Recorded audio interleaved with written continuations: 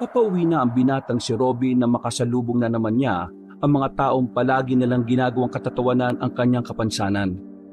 Gusto niya sanang iwasan na lamang ang mga yon, ang kaso nga lang tila walang balak ang grupo ni Dorobo na tantanan siya. Hindi niya alam kung bakit siya laging pinagdidiskitahan. Tingnan nyo nga naman oh. Nandito na naman yung kulang-kulang. Wala naman akong ginagawa sa inyo mga tol. Huwag nyo nga akong buluin. At talaga namang sumasagot pa ha. Nasaan na ba kasi yung kaputol ng braso mo? Pinahiram mo ba? Hindi niya pinahiram. Baka isinanla niya para makabili siya ng bagong braso. Baliw! Di ang tangan niya naman nun. Pinutol niya braso niya para bumili ng bago. Buwang yata yan eh. Ikaw ang buwang. Yung dati niya kasing braso, bulok na. Kailangan ng palitan. Bakit niyo ba ginagawang katatawa ng tuong kapansanan ko? Ano bang kasalanan ko sa inyo? Wala naman. Ang sarap mo kasing asarin eh. Oh, bakit? Bakit ganyan ka makatingin sa akin ha? Kapalag ka na ba? Palibasa kasi. Puro na lang kalokohan at gulo ang gusto nyo. Kaya kahit yung mga wala namang kasalanan sa inyo, pinagtritripan nyo eh. Sa halip na nangahama kayo ng iba, bakit hindi na lang kayo magbasa-basa ng libro? Para may matutunan din kayo mga tol. Adagoy! Sinasagot ka na pre oh! Aba, matapang ka na ha? Makakapalag ka na ba? Kaya mo na bang sumuntok gamit dalawang kamay? Padaanin nyo na lang ako. Kailangan ko nang umuwi sa amin. Gagabi na eh. Walang kasama si Lola. Mamaya ka na umuwi. Dito ka na muna. Nag-uusap pa tayo eh. Tanungin mo siya kung gusto niyang sumali sa laro natin mamaya. Ay, oo nga pala. May laro kami mamaya. Sali ka. Ako yung boksingero. Tapos, ito naman si Tino ang coach ko. Alam mo kung ano ka. Ano pala? Ikaw yung punching bag. Muling nagtawanan ng mga kalalakihan, habang si Robin naman napapayuko na lamang at napapatingin sa ibang direksyon. Nasasaktan siya sa mga pangungutya ng mga ito, pero wala siyang magawa kundi ang tanggapin na lamang yon. Maglalakad na sana siya pero hinawakan siya ni Dorobo sa kwelyo. Nilapit pa nito ang mukha sa mukha niya kaya amoy niya ang sigarilyo sa bibig ng lalaki. Huwag kang mag-aanga sa akin, Robin ha. Kasi good mood ako ngayon. Kapag ako nawala sa mood, magiging punching bag ka talaga sa akin. Bakit niyo ba ako ginaganito? Hindi ko naman kayo inaano ah. Huwag ka na kasing sumasagot. Bobosis pa eh. Peggy pera. Naririnig ko meron ka sa bulsa eh. Kunin mo gamit ka ng kamay mo. Ito naman si Dorobo mapangasar pa eh. Alam mong putol yung kanan. Di yung kaliwa. Hindi pwede mga tol. Bibigay ko to kay Lola eh. Kapag sinabi kong gusto kong kunin, ibigay mo na lang sa akin. Kasi alam mo naman na mas mahalagang hindi ka masaktan, di ba? Aray ko, itiwan mo nga braso ko. Ito na nga lang kumpleto, ayaw mo pang pahawak? Isusumbo ko kayo kay Kapitan. Di susumbong? Hindi mo ba alam na tsuhin ko yun? Noong mga sandaling yon, wala nang magawa si Robin kundi ang maiyak na lang. Gustuhin man niya kasing labanan ng suntukan si Dorobo, alam niyang hindi rin naman niya kakayanin. Isa pa, mag-aalala lang din ang kanyang lola kapag nalamang nakipag-away siya. Kaya kahit na masakit sa kalooban niya ang dinadanas niya sa halos araw-araw, hinahayaan na lamang niya. Wisit, wala pa nga akong ginagawa, umiiyak ka na kagad. Lumayo ka nga sa akin. Baka putulin ko rin yung kabila mong braso para pantay na eh. Tinulak siya ng malakas ni Dorobo, kaya napaupo na siya sa semento. Nakahinga siya ng maluwag nang makitang papalayo na rin ang mga yun. Ngunit ganun pa man, hindi pa rin mawala sa kanyang kalooban ng sakit at panliliit sa sarili. Tumayo siya, bumuntong hininga, pinunasan ng mga luha. Para sa kanya, hindi maaring malaman ng kanyang lolang nangyari.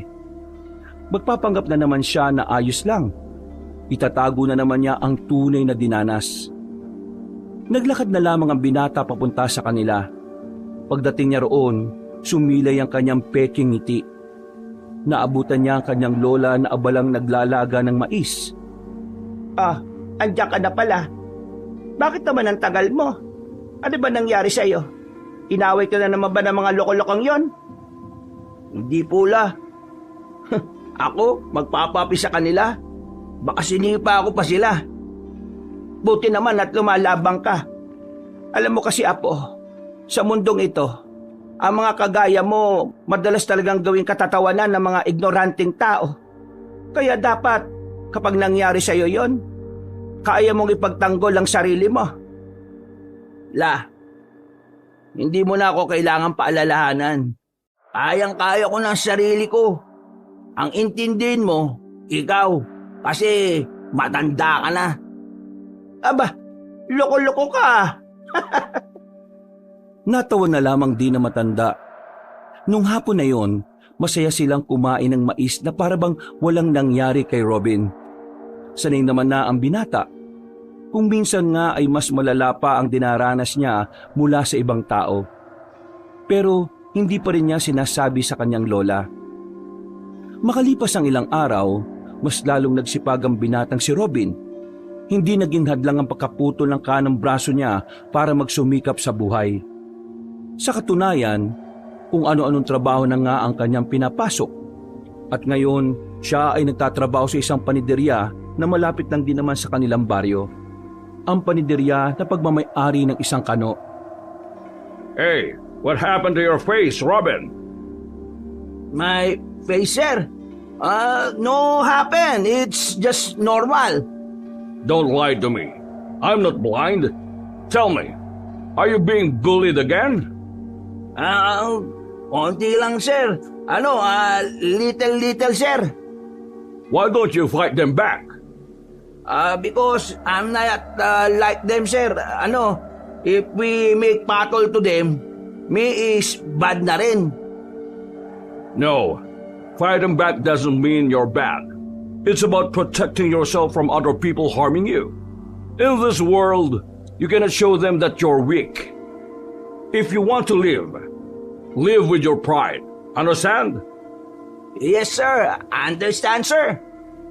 Promise me, you will fight them back. It's not for me, it's for you. Remember that. Tumango na lamang ang binatang si Robin kahit na hirap na siyang makipag-Inglisan sa kanyang dayuhang amo. Pero sa kabilang banda, napapangiti na lang siya dahil kahit papaano, mabuti sa kanya si Mr. Smith. Kahit na ilang linggo pa lang siya roon, hindi niya nararamdaman na kakaiba siya sa lahat. Kahit kasi ang mga kasama niya sa trabaho ay mabuti rin sa kanya. Makalipas ang ilang oras sa pagmamasa, natapos na rin ang kanyang trabaho.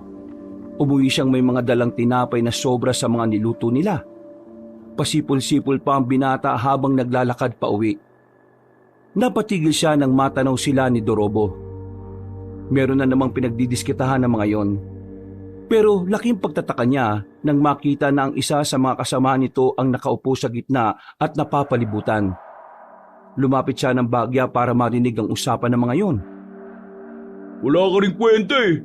Isinali ka namin sa grupo namin kasi akala namin pwede kang asahan. Duwag ka rin pala. Pero, mahirap kasi yung pinagagawa nyo sa akin eh. Hindi ko kaya magnakaw. Mampuli, pwede pa, pero magnakaw, hindi. Anong mahirap?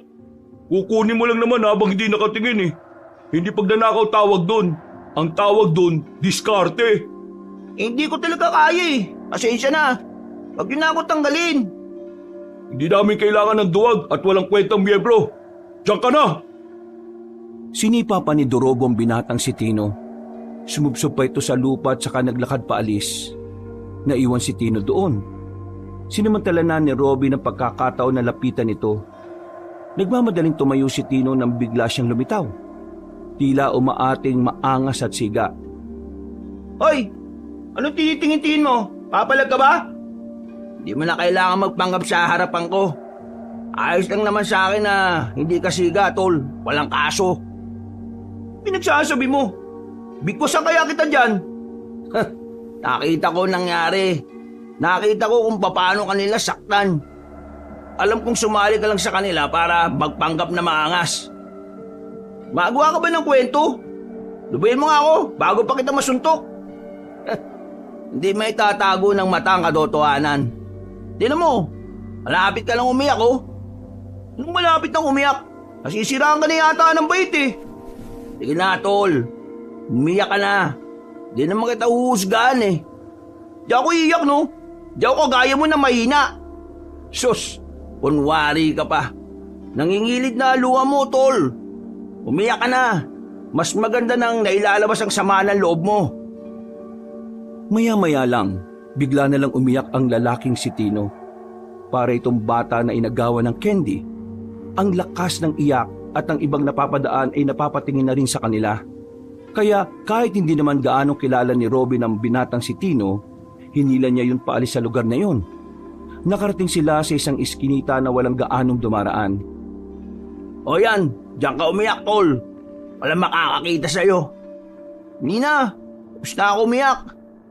Yun na yun. Bakit? Ano bang gusto mo? Hanggang bukas? Ngayon naman, sabihin mo sa akin, tol. Bakit ka ba sumali sa kanila? Eh mukha namang hindi ka kagaya nila eh. Bakit ko naman sasabihin sa'yo? Tropa ba kita? Tropa? Ang pangit pakinggan. Kaibigan. Ano? Ako si Robin. Handang makipagkaibigan sa'yo, tol. Bakit ako makikipagkaibigan sa'yo? Dahil pareho tayong biktima ng kasamaan ni Dorobo. Di ako nakikipagkaibigan sa saan? Sa putol ng braso? Tol, ikaw nga iyakin, hindi naman kita inusgahan ah. Hoy, huwag mong ipagsasabi sa iba na umiyak ako ah. Kung makikipagkaibigan ka sa akin. O bakit? Gusto mo akong maging kaibigan? Eh kasi wala akong kaibigan, tol eh. At kapag pumayag ka, ikaw ang una. Sigurado ka ba? Wala kang kaibigan kahit na isa?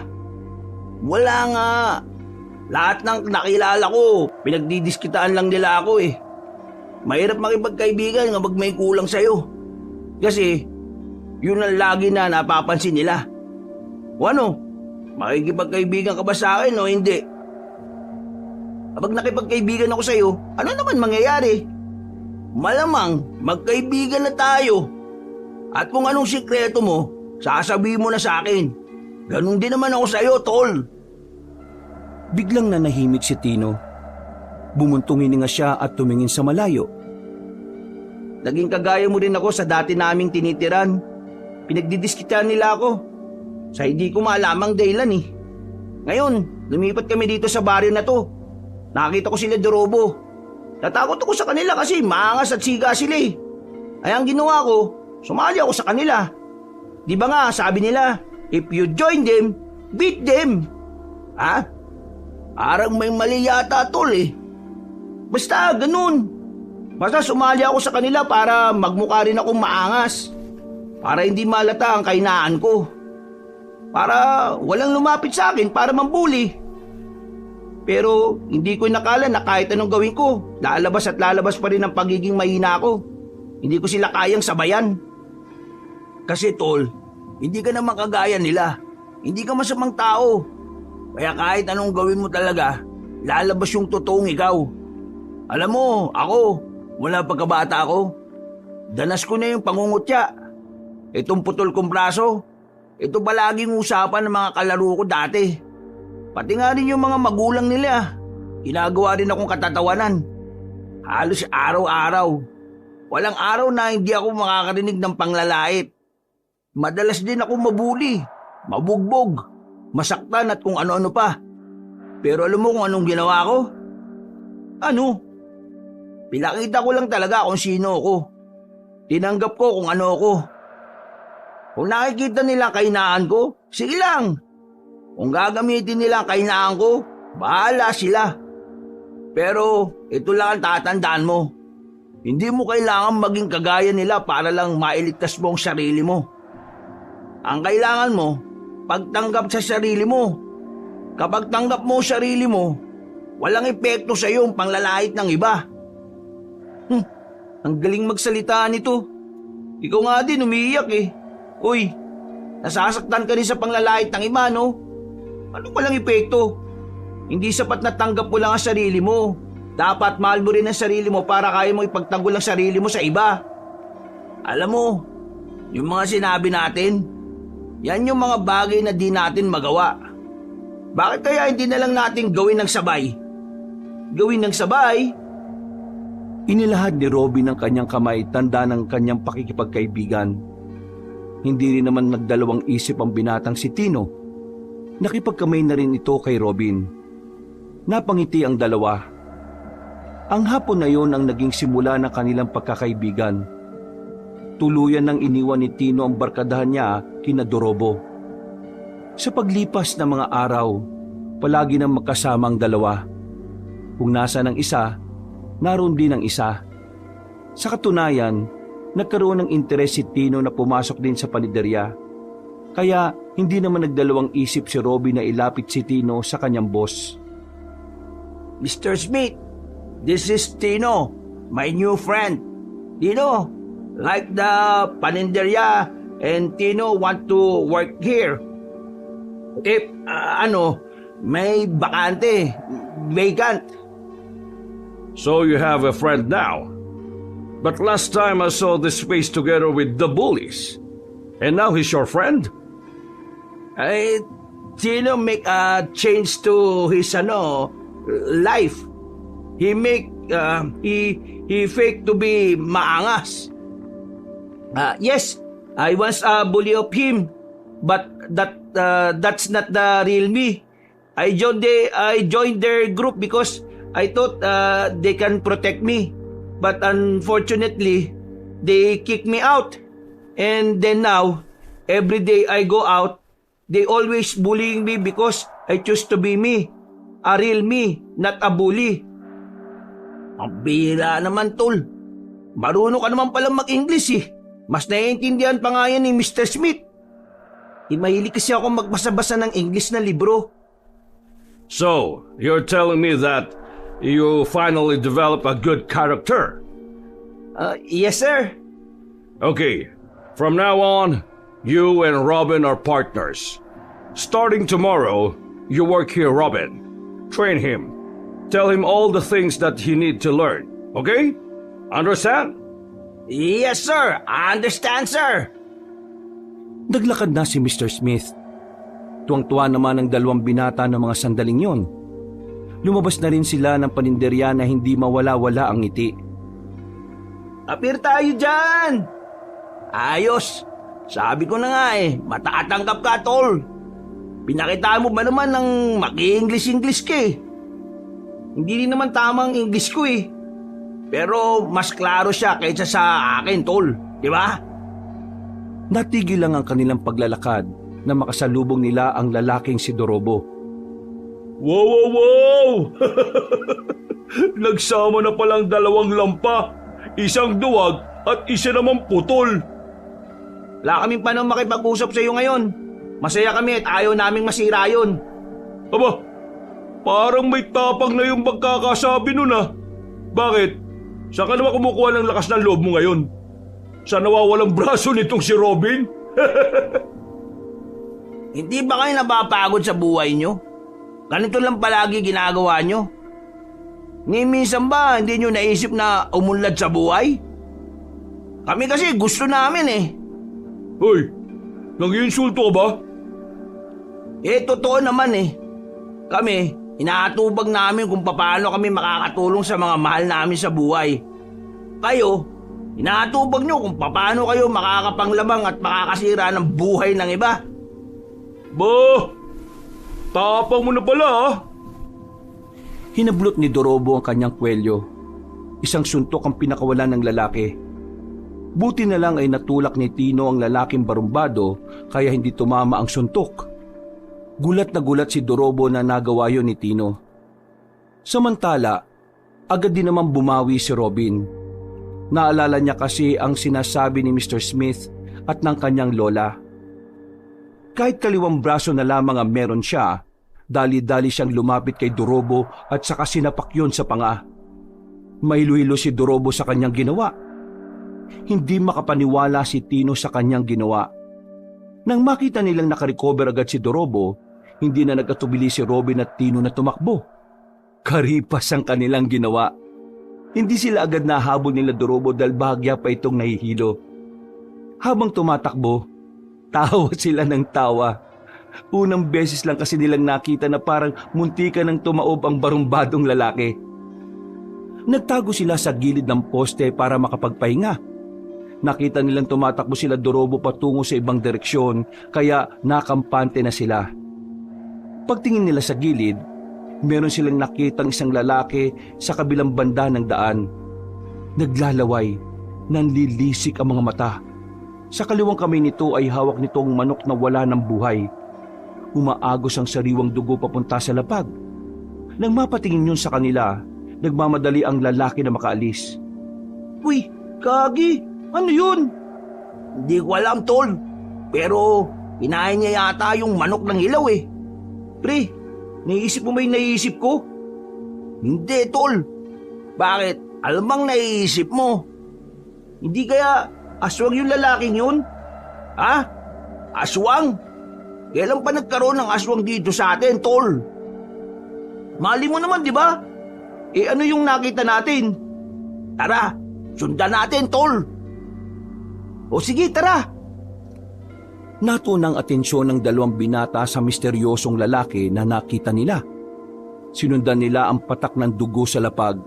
Pero pagdating nila sa bandang dulo, wala na silang nakita pang bakas. Saan na naman kaya nagpunta yung isang yun? Eh kung bumalik na kaya tayo, kung totoong aswang yun, eh di delikado tayo. Kaya nga eh, tara na. Mabilis nilang nilisan ang lugar na yon. Kaya naman, hindi na rin nila nakita pa ang grupo ni Dorobo. Kaya dali-dali na silang umuwi sa kanilang bahay. Pagdating ni Robin sa bahay nila, ay saktong naroon si Mr. Smith sa hindi niya malamang dahilan. Oh, you're here, Mr. Smith. Are you looking to me? Oh, yeah. I'm here just for you. What I need to do, is there a problem? Nothing.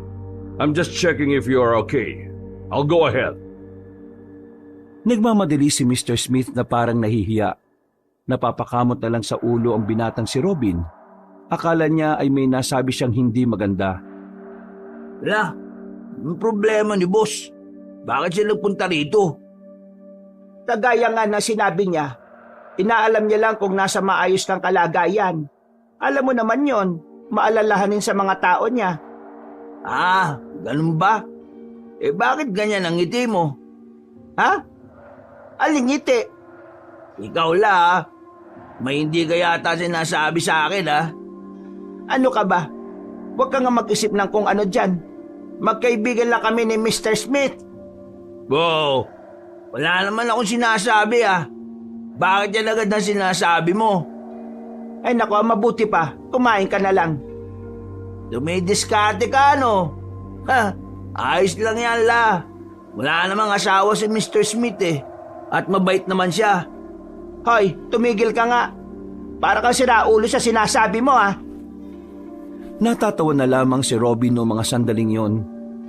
Pero nawala ang kanyang ngiti nang maalala ang ginawa kay Dorobo. Batid niya na sa mga susunod na araw ay lilit ang kanyang mundo. Kilala niya ang lalaking yon na hindi titigil hanggat hindi nakakaganti. Sa mga sandaling ito, habang nakatingin siya sa kisame, tila ba nagsisisi siya kung bakit niya sinuntok ang panga ni Dorobo. Pero wala naman na siyang magagawa. Kailangan niyang harapin ang mga mangyayari. Lumipas pa ang mga araw at matagumpay niyang naiiwasan ang presensya ni Dorobo. Ganon din naman ang kanyang kaibigan na si Tino. Kahit na papaano, hindi sila napapasangkot sa kahit na anong gulo. Hindi rin kasi sila pinababayaan ni Mr. Smith.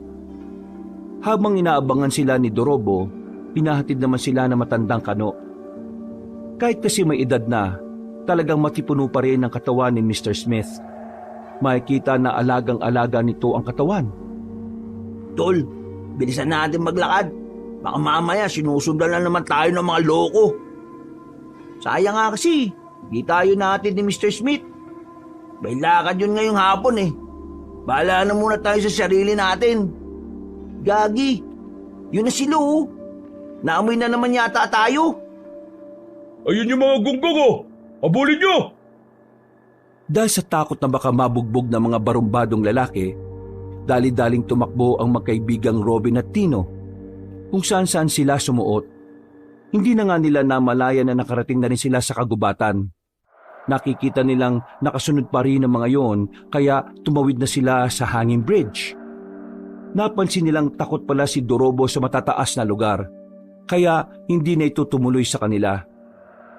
Kapag naabutan ko kayo, babasagin ko ang mukha ninyo! Lalong-lalo ka na, putol! Wala akong kasalanan sa'yo. Ginawa ko lang yun para ipagtanggol ang sarili ko. Wala akong pakialam sa dahilan mo. Basta kapag nahawakan kita, asahan mo matatabunan ng mga yan na mukha mo. Uy, Dorobo! Tumigil ka na kasi! Bakit ba hindi ka nalang bumait kagaya ko? Wala ka namang mababala sa ginagawa mo eh. Kaya ka walang syota kasi ugali mo masama. Yang si Satanas sa'yo. Aba, bumaboses ka na rin oh. Umanda ka rin sa akin. Mabubugi ka talaga. Matapang ka diba, tol? Bakit hindi ka makatawid dyan sa tulay? Matapang ka lang sa mga hindi kayang pumalag sa'yo eh. Pero sa totoong hamon ng buhay, wala ka, Dorobo. Wala ka! Gigil na gigil si Dorobo ng mga sandaling yon pero wala itong magawa. Ihahakbang pa lang kasi nito ang mga paa ay nakikita na nito ang kailaliman ng ilog. Kahit ang mga kasama rin nito ay nag-aalangan. Noong mga sandaling yon, umalis na lamang si Dorobo. Sigaw ito ng sigaw sa kagubatan dahil sa galit. Samantalang napaupo na lamang ang magkaibigan sa lapag. Buti naman at dito tayo napadpad. Kung hindi, naabutan na tayo ng mga mokong na yun. Pero, alam mo ba tong lugar na ito, tol? Bundok na to, di ba? Wala akong ideya kung saan patungo tong dinaanan natin eh. Pero, lakarin na lang natin at baka makahanap naman tayo ng daan pabalik sa atin. Tara na, simulan na natin. Baka abutin pa tayo ng gabi, tol. 5:00 na eh. Tumayo ang dalawa at nagpagpag ng puwet. Kahit na wala silang alam kung saan papunta ang direksyon na kanilang dinaraanan, tinumbok pa rin nila ang daan. Sa kanilang paglalakad, meron silang nadaanan na isang bahay. Sa malayo pa lang, masasabi na nilang magulo at parang napabayaan ang bahay na yon. Nakakalat kasi ang mga gamit sa bakuran. Ang dami ring tambak sa gilid-gilid. At higit sa lahat ay mabaho.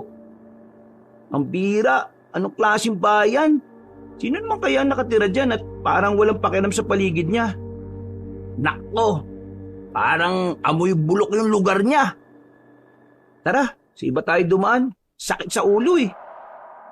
Aalis na sanang dalawa nang bigla niyang makita ang isang matandang lalaki na lumabas mula sa bahay. Mahaba na ang buhok nito at kulay puti. Ganon din ang bigote at balbas nito. May kalakasan pa rin kahit na matanda na base sa kilos nito. Tol, ano yun? Tingnan mo oh, yung hawak niya oh. Oo nga, ano yun? Parang ano eh. Hindi na nakontento ang dalawa. Para makita kung ano ang hawak na matandang lalaki, lumapit pa sila ng bahagya. Nanlalaki ang kanilang mga mata na mapagtantong hita pala ng tao ang hawak-hawak na matandang yon. Muntikan na silang masuka. At dahil doon, nakagawa sila ng kaunting ingay. Ingay na agad din naman narinig na matanda kahit abala ito sa ginagawa. Tumigil ito at tumingin sa kinaroroonan nila. Kahit hindi sila nakikita, parang nararamdaman na matandang yon ang kanilang presensya. Kailangan na yata nating umalis dito bago pa niya tayo makita. Tol, anong klaseng tao yan? Gagi! Tanong ka pa eh. Tara na! Nang aalis na sana sila, nakita nila ang matanda na kinuha na ang mahabang itak sa gilid. Dahilan para mas lalo silang mataranta. Paglingon nila ulit, naglalakad na matandang yon sa kanilang kinaroroonan. Wala na silang sinayang na sandali.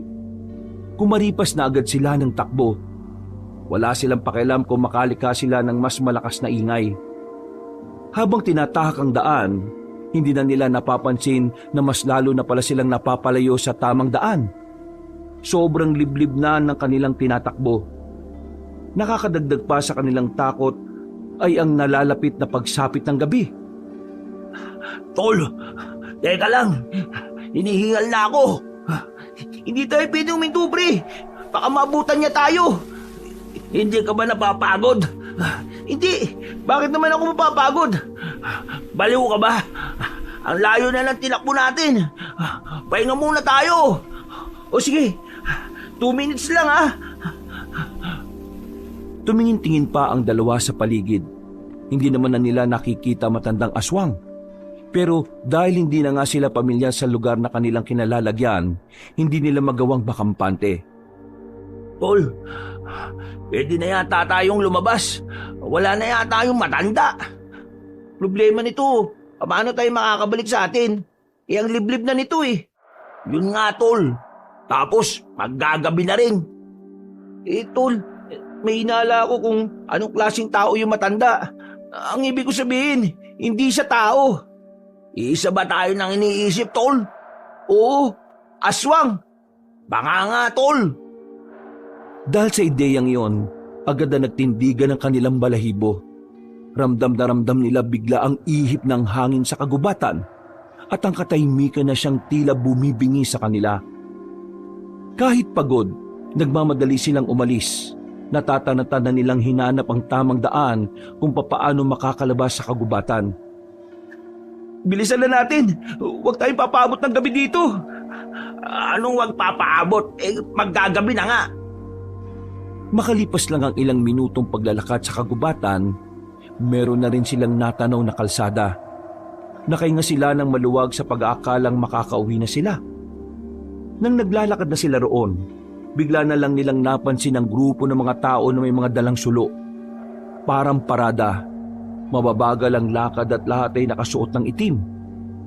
Gumilid ang dalawa.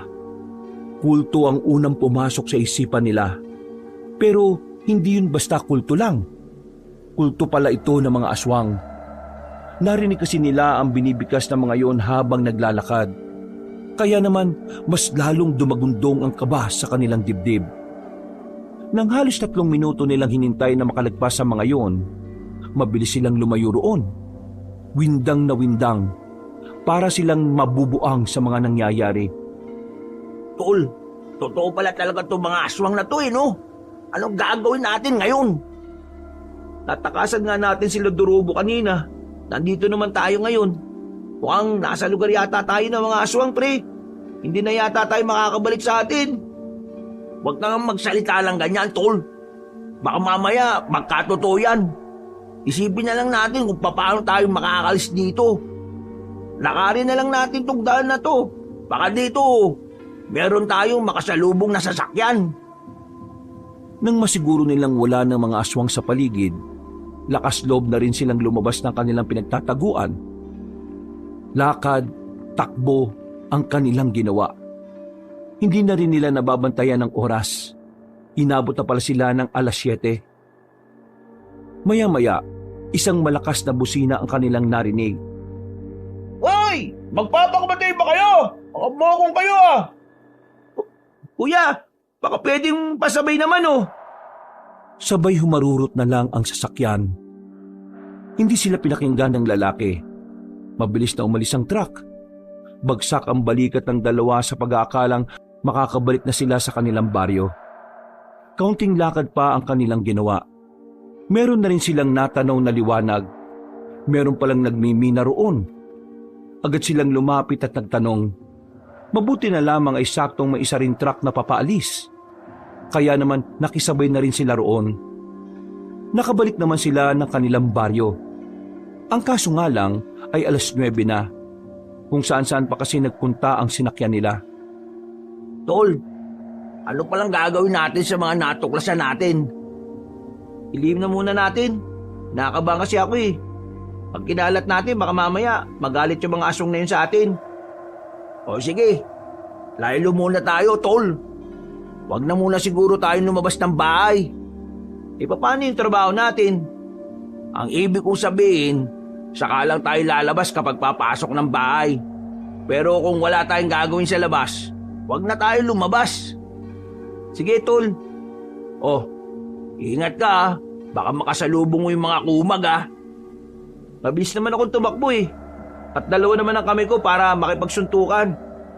Uy, tol! Nangasar ka ba? Joke lang naman. O sige na, uwi na ako. Tinapik na lamang siya sa balikat ni Tino. Napapailing na lang siya habang pinagmamasdan papalayo ang kanyang kaibigan. Pagpasok niya sa kanilang bahay, ay inabutan niyang nakahain na ang pagkain niya. Pero ang kanyang lola ay nakahiga na at natutulog. Napapangiti na lamang siya. Kahit kasi malaki na siya at nasa tamang edad na, inaasikaso pa rin siya nito. Huwag kang mag-alala, Lola. Kapag ako nagkaroon ng maraming pera, ititira kita sa mas magandang bahay. Kinabukasan ng umaga, papasok na naman si Robin sa panaderya. Panibagong kaba na naman dahil iniisip niyang baka makasalubong na naman niya si Dorobo at ang grupo nito. Hindi na naman siya natatakot kung makikipagsuntukan siya. Umiiwas lang talaga siya sa gulo dahil ayaw niyang bigyan ng problema ang kanyang lola. Dinala mo na ba yung baon mo? Naipasok mo na ba? Ay, opo, Lola. Nandito na po sa loob. Ipinasok ko na po. Marami pong salamat, La. Mukhang mabait ka yata ngayon. No ka ba, La? Lagi naman po akong mabait eh. Ay, oo na. Sige na, umalis ka na. At baka mapagalitan ka pa ni Mr. Smith. Matapos yumakap sandali sa matandang babae, ay agad na rin siyang naglakad palayo. Kagaya ng laging ginagawa, ay dadaanan niya muna si Tino para sabay silang pumasok sa trabaho. Pagpunta niya kina Tino, ilang bahay lang ang agwat ay nakita niyang may mga nagkukumpulang tao. Tol, anong meron doon? Hindi ko din alam eh. Tingnan natin. Nadadaanan naman natin eh. Tara, anong oras na rin oh? Paglapit nilang dalawa sa mga nagkukumpulang tao, nakita nilang isang lalaking nakahandusay sa harap ng bahay. Sa gilid nito ay merong umiiyak na babae, mukhang asawa. Nang tingnan nila ang mukha ng lalaki, nalaman nila yon ang lalaking nakita nila na may dalang patay na manok. Ang lalaking pinaghihinalaan nilang aswang. Ayon sa kanilang narinig, meron daw isang matandang lalaki naman na pumaslang sa biktima. Bigla na lang daw tinaga ng mahabang itak. Napansin pa ni Robin ang mahabang kuko ng lalaki. Parang hindi na normal ang haba nito. Kaya naman isang ideya ang pumasok sa utak ni Robin. Sino kaya yung pumatay dun? Baka yung inagnakawan niya ng manok? Di ba, pinaghihinalaan natin na aswang yung lalaking yun? Pero, tol, may naisip akong dahilan kaya siya pinatay. Dahilan ano? Hindi kaya may bumina sa kanya kasi alam na aswang siya. Kasi di ba, tol, kagaya nung sa comics na nabasa natin, yung albularyo ang pumapas lang ng mga masasamang nilalang. O nga no, baka nga ganun na nangyari. Ibig sabihin, may tao talagang tumutugis sa mga aswang. Kung ganun, tol, hindi pala natin kailangan mabahala. Meron naman palang pumapatay ng aswang eh. Ang tanong, sino? Napapailing na lamang ang binatang si Robin. Isang malaking palaisipan para sa kanilang magkaibigan ng bagay na yon. Pero hindi na lamang muna nila yon pinagtuunan ng pansin nang makarating na sila sa paniderya. Naging abala sila nung araw na yon dahil maraming tinapay ang kinailangan nilang magawa. Bandang 6:00 na ng gabi sila natapos. Tol, ang bait talaga ni Mr. Smith, no? Akalain mo yung ginagawa pala natin mga tinapay kanina eh para sa bayampunan. Nabait naman talaga si Mr. Smith eh. Makikita mo naman kung paano niya tayo itrato. Napatigil sila sa kanilang paglalakad ng malayo pa lang ay matanaw na nila ang grupo ni Dorobo. Naglalakad yon pasalubong sa kanilang direksyon. Nang makita rin sila ng mga yon ay kaagad na tumakbo patungo sa kanila. Ang tanging nagawa ng magkaibigan ay kumaripas na lang din ng takbo. Nakita kasi nila ang iba sa mga yon ay may mga dalang pamalo. Pero sa kasamaang palad, hindi umayon sa kanila ang panahon sa mga puntong yon. Pagliko nila sa isang iskinita, ay nakasalubong naman nila ang iba pang kasama nila Dorobo. Tatakbo na sana sila sa kabilang daan pero nakaapak si Robin ng bote. Natumba siya dahil doon at nasugatan ng paa. Tol, mauna ka na! Bilisan mo! Hindi pwede! Paano ka? Dalawa tayong mabubugbog kapag hindi ka umalis. Dali na, tol! Alis na! Sumbo ka sa barangay, bilis! Bago makalapit sila Dorobo ay agad-agad na rin tumakbo si Tino. Sinubukan naman ni Robin na makabangon, pero dahil sa sakit ng kanyang paa, hindi na niya magawa pang makapaglakad ng maayos. Ano? Alam mo matatakasan mo ako ngayon ha? Di ako natatakot sa'yo. Kung suntukan ang gusto mo, papalagang kita. Huh, nagpapatawa ka ba? Isa nga lang ang kamay mo, gusto mo pa akong palagan? Ano, saan ka aasa? Sa'yo mula naman nanalo ka sa akin? Bakit hindi natin subukan? Tayong dalawa lang, walang makikialam. Nagtawanan sila Dorobo, habang si Robin naman ay nanatiling matapang. Pinipilit niyang hindi magmukhang mahina sa harapan ng mga kaaway niya. Maya-maya lang, bigla nang lumapit sa kanya si Dorobo. Susuntukin niya sana yon, pero nakailag ang lalaki. Huh, akala mo makakaisa ka ulit ha? Hindi mo na mauulit yon, putol! Isang solidong suntok ang tinanggap ni Robin mula kay Dorobo. Sa lakas ng suntok nito ay kaagad siyang nawala ng malay. Hindi na niya alam ang mga nangyari matapos noon. Paggising na lamang niya, nakagapos na siya sa puno ng bayabas. Nasa gitna na sila ng kagubatan. Sila Dorobo naman ay nakapalibot sa pinagsama-samang sanga na sinisilaban ng apoy. Buti naman at gising ka na ngayon. Nasaan ba ako? Nasaan? Nandito sa gubat. Sa lugar kung saan uli kang makikita sa mundong ito. Anong sinasabi mo? Alisin niyo na tali niyan. Kanino ko ba gustong lumpuhin ang isang yan eh? Agad na inalis ang pagkakatali kay Robin. Kinuha ni Dorobo ang 2x2. Pinalo agad dito si Robin. Naisalag ni Robin ang kamay niya pero sa pangalawang palo, bumagsak na siya. Hilong-hilo. Nararamdaman na lamang niyang may umaagos ng dugo sa ulo niya. Hindi na siya nakapalag. Makahalong palo ng 2x2 ang tinamumula kay Dorobo. Noong mga sandaling yon, napagtanto ni Robin na imang Dorobo ang naroon. Ang bersyon ni Dorobo na tila walang halaga rito ang buhay ng iba. Sinasabi ko naman sa iyo eh. Ayoko nang tinatarantado ko sa harap ng mga tao. Bakit? Akala mo ba hanggang angas lang ako? Kaya-kaya kitang patayin, Robin. At ito ang gagawin ko ngayon. Lupaypay na si Robin. Hindi na niya maigalaw ang katawan niya. Pero naririnig pa rin niya ang mga sinasabi ni Dorobo. Habang nangyayari yon, napapaisip siya kung nanonood ba ang Diyos. Nagkaroon siya ng pagtataka na sa dami ng taong pwedeng makaranas ng ganon, bakit siya pa? Siya pa na wala namang ginagawang masama. Bago tuluyang pumikit ang kanyang mga mata, may naitanong pa siya sa Diyos. Anak din ba ang turing mo sa aming mga may kapansanan? Oo. Bakit ganito ang kapalaran namin? Tuluyan nang nawala ng malay si Robin. Ang unang pumasok sa utak ni Dorobo ay patay na ang binata. Sige na, buhatin niyo na yan. Itapon niyo na sa ilog.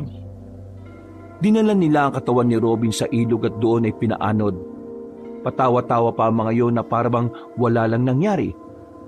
Samantala, inanod naman ang inanod ng katawan ni Robin patungo sa kung saan. Buong akala niya rin ay patay na siya noon. Pero nang magising siya ay maliwanag na ang paligid. May naririnig na siyang tumitilaok na manok. May naaamoy siyang nagluluto. Ang bahay naman na kanyang kinalalagyan ay hindi pamilyar sa kanya. Agad siyang napabangon. Pero napaiga ulit nang maramdaman ang mga galo sa katawan. Lalong-lalo na ang kanyang ulo. Dito na niya naalala ang mga nangyari. Nagsarado ang kanyang mga kamao nang maisip si Dorobo at ang ginawa nito sa kanya. Kumusta ang pakiramdam mo, iho? Sino ka? Yan talaga ang bungad mo matapos kitang sagipin at gamutin. Kayo ang nagligtas sa akin? Nakita kitang palutang-lutang sa ilog na yon, kaya kinuha kita. Marami kang galos. May sugat ka rin sa ulo. Hindi naman masama ang ugali ko kaya tinulungan na rin kita. Ano bang nangyari sa'yo? May mga grupo ng lalaki nagdala sa akin sa kagubatan at binuhat nila ako. Akala ko mamamatay na ako eh. Sa katunayan, hindi ko rin inakala na buhay ka pa. Sa layo ng pinagmulan mo, tinagos ka papunta rito.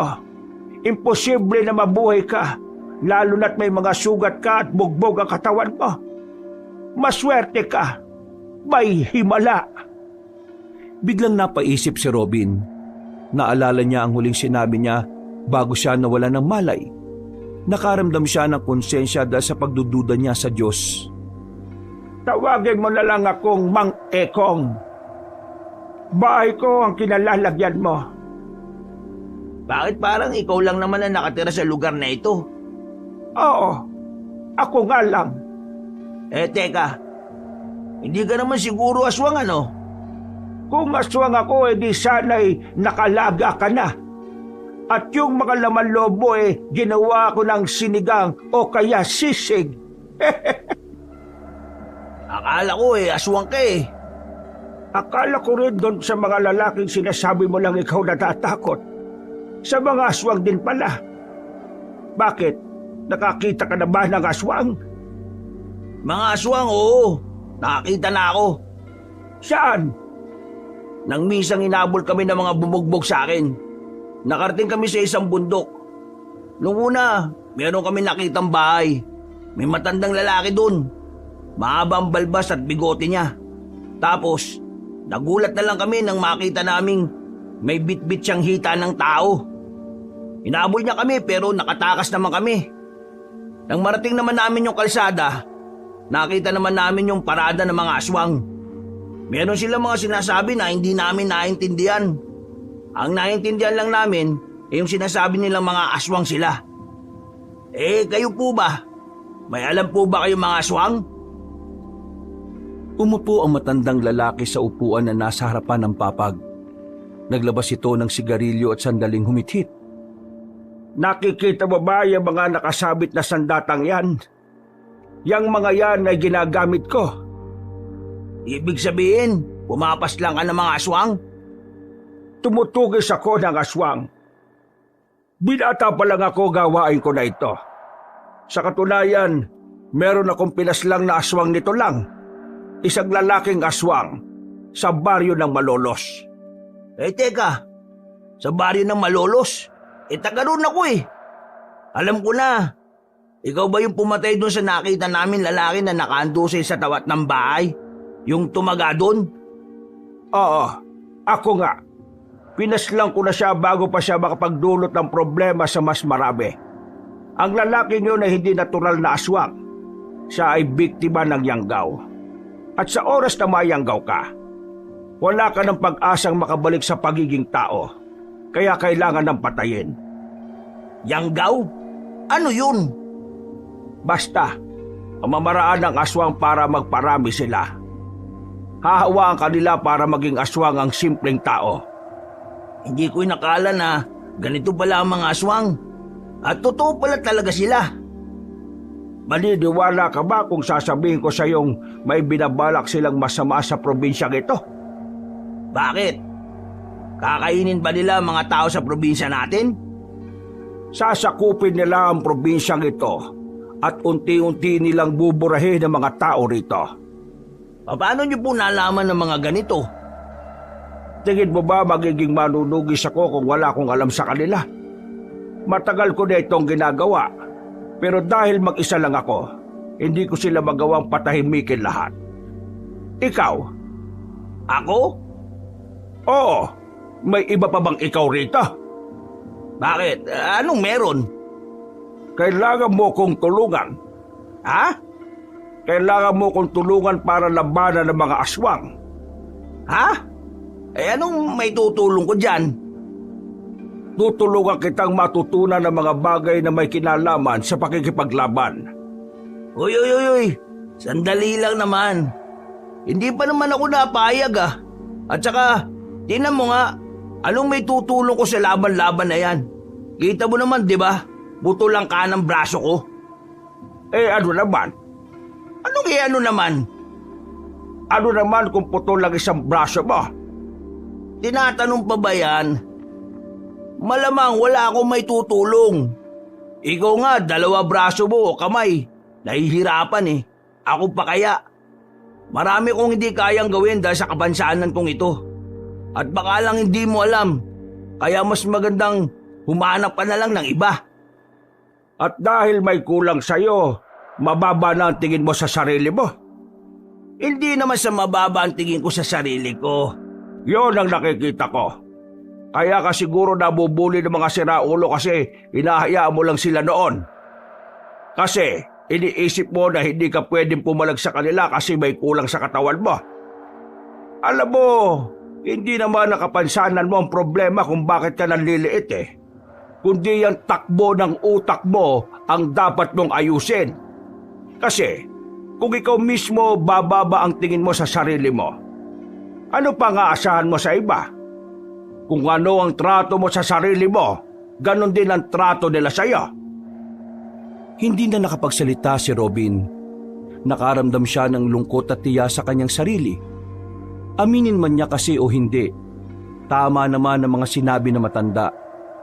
Matagal na panahon na niya rin kasing hinahayaan ng mga taong nang aapi sa kanya. Matagal na panahon siyang nanahimik at umiintindi. O bakit ka natahimik? Tama ako, no? Oo, tama ka na. Sabihin na nating kaya ko naman. Pero paano nga ang gagawin ko? Kahit na kailan, hindi pa ako nagkaroon ng karanasan sa pagpatay ng mga ganyang aswang. Tsaka, bakit mo ba ako pinipilit? Wala ka namang ibang mahanap? Ang totoo niyan, marami na akong nakasama. Pero ni isa sa kanila ay wala man lang karapat-dapat. Ikaw napili ko kasi nararamdaman kong busilak ang puso mo. Busilak? Hindi mo naman ako kilala eh. Kaya nga sabi ko nararamdaman ko. Nakikinig ka ba talaga ng maayos sa sinasabi ko? Hindi ko alam kung papatusin ko yan eh. Gusto ko lang naman kasi ng payapang buhay kasama ng lola ko.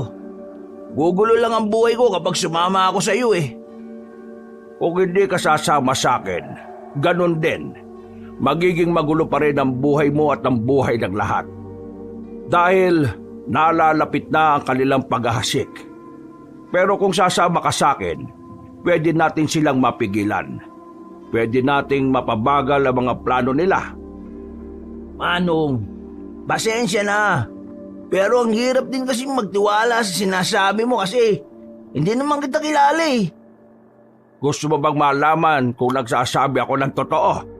O gusto mo ring malaman kung talaga bang pumapas lang ako ng aswang? Tumayo ang matandang lalaki. May hinila itong baul galing sa ilalim ng papag. Kinuha nito ang isang espada roon. Hinagis nito kay Robin yon. Nasalo naman yon ng binata. Yan ang ginagamit ko sa tuwing lalabas ako. Ito mga nakasabit dito, minsan ko lang yang gamitin. Ano naman ang meron dito? Pakiramdaman mo. Sabihin mo sa akin kung ano ang nararamdaman mo kapag hawak mo ang espadang yan. Ha? Wala naman. Aray! Anong masasabi mo?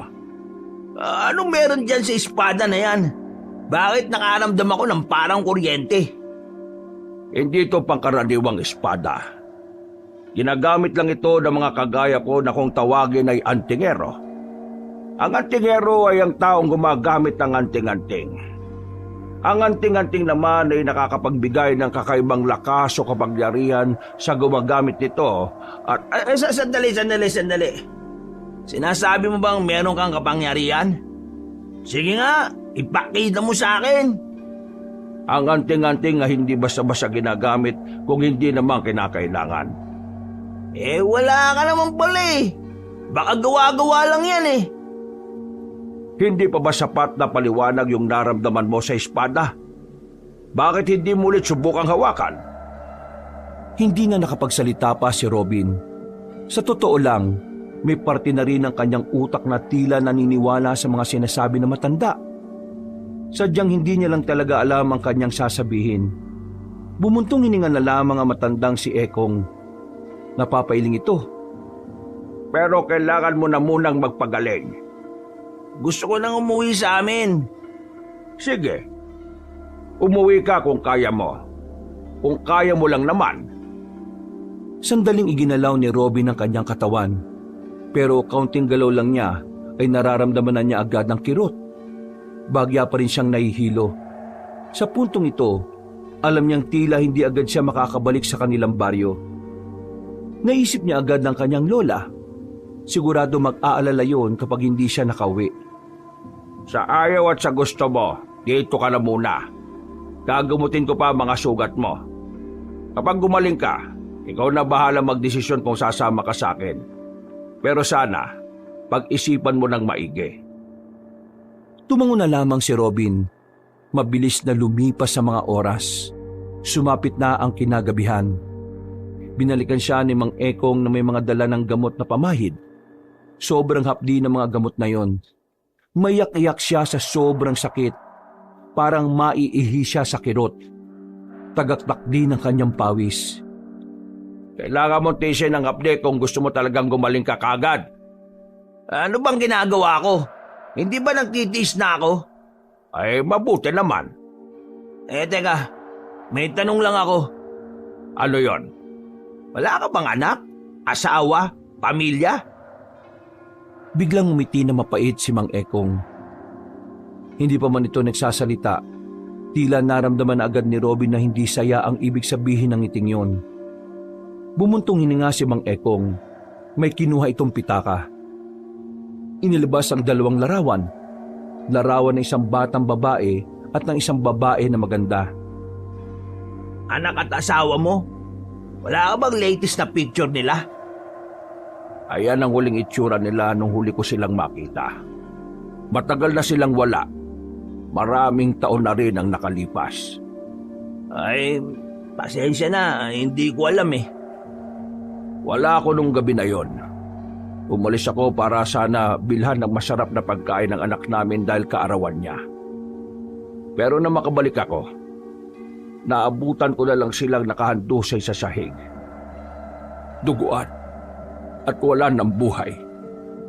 Sabi ng isa kong pinsan na kasama nila na maswerteng nakaligtas. Inatake sila ng aswang. Nangyari yon dahil sa akin. Dahil sa pagiging manunugis at antingero ko. Kaya hanggang ngayon, hindi ko pa rin napapatawad ang sarili ko. Para bang hanggat hindi ko natatalo mga aswang, hindi matatahimik ang konsensya ko. Yung pala ang dahilan kung bakit mas pinagpatuloy mo ang pagiging manunugis. Yun lang din naman kasi ang natataging paraan para mabigyan ng hustisya ang kamatayan ng mag-ina ko. Wala ka namang kasalanan. Paano mo nasabi? Ako nga ang dahilan kung bakit sila namatay. Ang aswang ang may kasalanan ng lahat at hindi ikaw. Hindi man kita kilala. Pakiramdam ko, ikaw yung tipo ng ama at asawa na gagawin ng lahat para sa pamilya. Siguro nung gabing yun, hindi lang umayon ng panahon para sa'yo. Pero hindi ibig sabihin nun na ikaw ang may kasalanan. Madali lang sigurong sabihin yan para sa'yo kasi hindi naman ikaw ang nakakaramdam. Siguro. Baka nga nasabi ko lang to kasi hindi ko alam ang pakiramdam. Pero para sa akin, wala kang ginawang mali at wala kang kasalanan. Ngumiti na lamang ang matandang si Ekong. Ganon din naman si Robin. Nung gabing yun, pakiramdam ni Robin ay matagal na niyang nakita ang ngiting yun. Pakiramdam niya ay matagal na niyang kilala si Mang Ekong. Dahilan para unti-unti siyang maging komportable. Gumaan ang kanyang pakiramdam. Kinaumagahan, paggising ni Robin, nagtataka siya dahil nagagalo na niya ang katawan niya. Isang araw lang, unti-unti na agad naghilom ang iba niyang mga sugat. Kakaunting kirot na lang din ang nararamdaman niya sa kanyang ulo. Bumangon siya. Nakita niya si Mang Ekong sa labas na naglalaga na ng karne. Sandaling tinapon ng matanda ang sigarilyo nito nang makita siyang nasa pinto. Kaya mo nang tumaya. Pwede ka na palang makauwi. Ituturo mo ba sa akin ang daan? Kung gustong-gusto mo nang makauwi, bakit hindi? Basta yung sinabi ko sa'yo, pag-isipan mo. Bumalik ka na lang dito kapag buo na ang loob mo. Pero bago ka umalis, may mga ipapadala ko sa'yo. At kumain ka na rin muna. Kailangan mo ng lakas. Nang maluto na ang sinasalang ni Mang Ekong, sabay na rin silang kumain. Pagkatapos ay inihatid na rin siya na matanda. Naglakad sila ng halos 20 minutos bago sila nakarating sa kalsada. Yung mga pinadala ko sa'yo, kakainin mo yon para mas madaling maghilom ang ibang mga sugat mo. Pati na rin yung mga lamog. Oh, iwanan na kita. Hintayin mo na lang kung may dadaan na sasakyan. Mang Ekong, Oh, maraming salamat po ay walang anuman. Hindi ko po alam kung bakit ang bait niyo sa akin pero babawi ako balang araw. Hindi ako mabait sa'yo. Kailangan ko lang talaga ng makakasama sa laban ko sa mga aswang. Nang may dumaan na rin jeep, ay agad na nakasakay ang binatang si Robin. Iika-ika pa siyang lumakad pero kaya na niyang kumilos. Halos kalating oras din ang kanyang biyahe at nakarating na rin siya sa bungad ng kanilang baryo. Huminga siya ng malalim. Nag-iisip na siya ng idadahil niya sa kanyang lola. Maya-maya lang ay nakarating na rin siya sa kanilang bahay. Pero nagtataka siya kung bakit wala sa bakura na matanda. Agad naman siyang lumapit sa pintuan. Nakabukas lang yon. Sa hindi malamang dahilan, nakaramdam na lang siya ng kaba. Lalabas na sana siya ng kanilang bakura nang biglang makita niya si Tino. Lumuwag ang kanyang pakiramdam nang masigurong nakaligtas ng maayos ang kanyang kaibigan. Tino! Uy, Robin! Gagi! Ayos ka lang ba? Ang dami mong galos Anong ginawa nila sa'yo? Bakit iika-ika ka maglakad? Saka ako na ikukwento sa'yo, tol. Gusto ko lang malaman kung alam mo ba kung nasaan si Lola. Si Aling Pasita? Oh, bakit? Nasa ospital si Aling Pasita kagabi pa. Ha? Anong nangyari sa kanya, tol? Pre, baka mabibigla. Kasama si Lola Pasita sa inatake ng aswang. Papunta kasi siya sa istasyon ng pulis kagabi para humingi ng tulong dahil nga hindi ka umuwi. Bigla silang inatake ng aswang Lahat ng nakakasabay nilang maglakad, nakadamay din. Basta, marami silang nasugatan. Sige tol, samahan mo ko. Mabilis silang pumara ng tricycle. Hindi pa man nakakapagpahinga sa mga nangyari sa sarili niya, kagad na rin silang nagtungo sa ospital. Pinuntahan nila ang silid na matanda. Inabutan nila yung natutulog. Ang sabi sa kanila ng doktor ay stable na ang kalagayan ng matanda. Nakahinga naman ng maluwag si Robin. Napaupo na lang siya sa gilid kasama si Tino. Bakit biglang nagkaroon ng aswang dito sa atin, tol? Hindi ko rin alam Basta bigla na lang daw lumitaw. Merong isa na nakuha sa kanila. Hanggang ngayon, hindi pa rin natatagpuan. Wala nang balita kung ano na nangyari. Mukhang nagkakatotoo na nga yung sinasabi ni Mang Ekong Sinong Mang Ekong? Basta, tol. O, isa ka pupunta. Hahanap ako ng pera para mabayaran lahat ng mga bayarin dito sa ospital. Bayad na to. Sinagot na ni kapitan natin ang lahat ng gastusin. Mabuti naman kung ganon. Tol, ikaw na munang bahala kay Lola. Sabihin mo, nakabalik na ako para di siya mag-alala. Naghanap lang kamo ako ng pera. Isan nga naman ang punta mo. May kailangan kong makausap na tao. Sige na, tol. Kahit na miss na niya ang kanyang lola, pinili na muna niyang balikan si Mang Ekong. Napagtanto niya kasing mas mainam nang tanggapin niya ang alok nito nang sa ganun ay magkaroon din siya ng kakayahan na protektahan ng kanyang lola. Bakit nandito ka na kagad? Mang Ekong, nakapagdesisyon na po ko. Asama mo na ba ako? Opo. Bakit naman bigla ka nakapagdesisyon? Napasama po yung lolo ko sa mga inatake ng aswang sa lugar namin kagabi. Naisip ko lang na kailangan kong protektaan ng lola ko.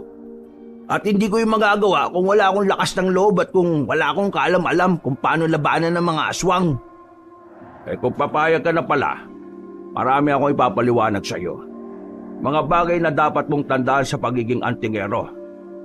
Antingero? Magiging ganun po ba ako? Halika, sumama ka sa akin. Naunang naglakad ang matandang lalaki at nakasunod lang si Robin dito. Makalipas ang halos 10 minutong paglalakad, narating na rin nila ang sapa. Sa gilid ng sapa, may maliit na kuweba. Hindi kakasya ang tao kung hindi ito gagapang.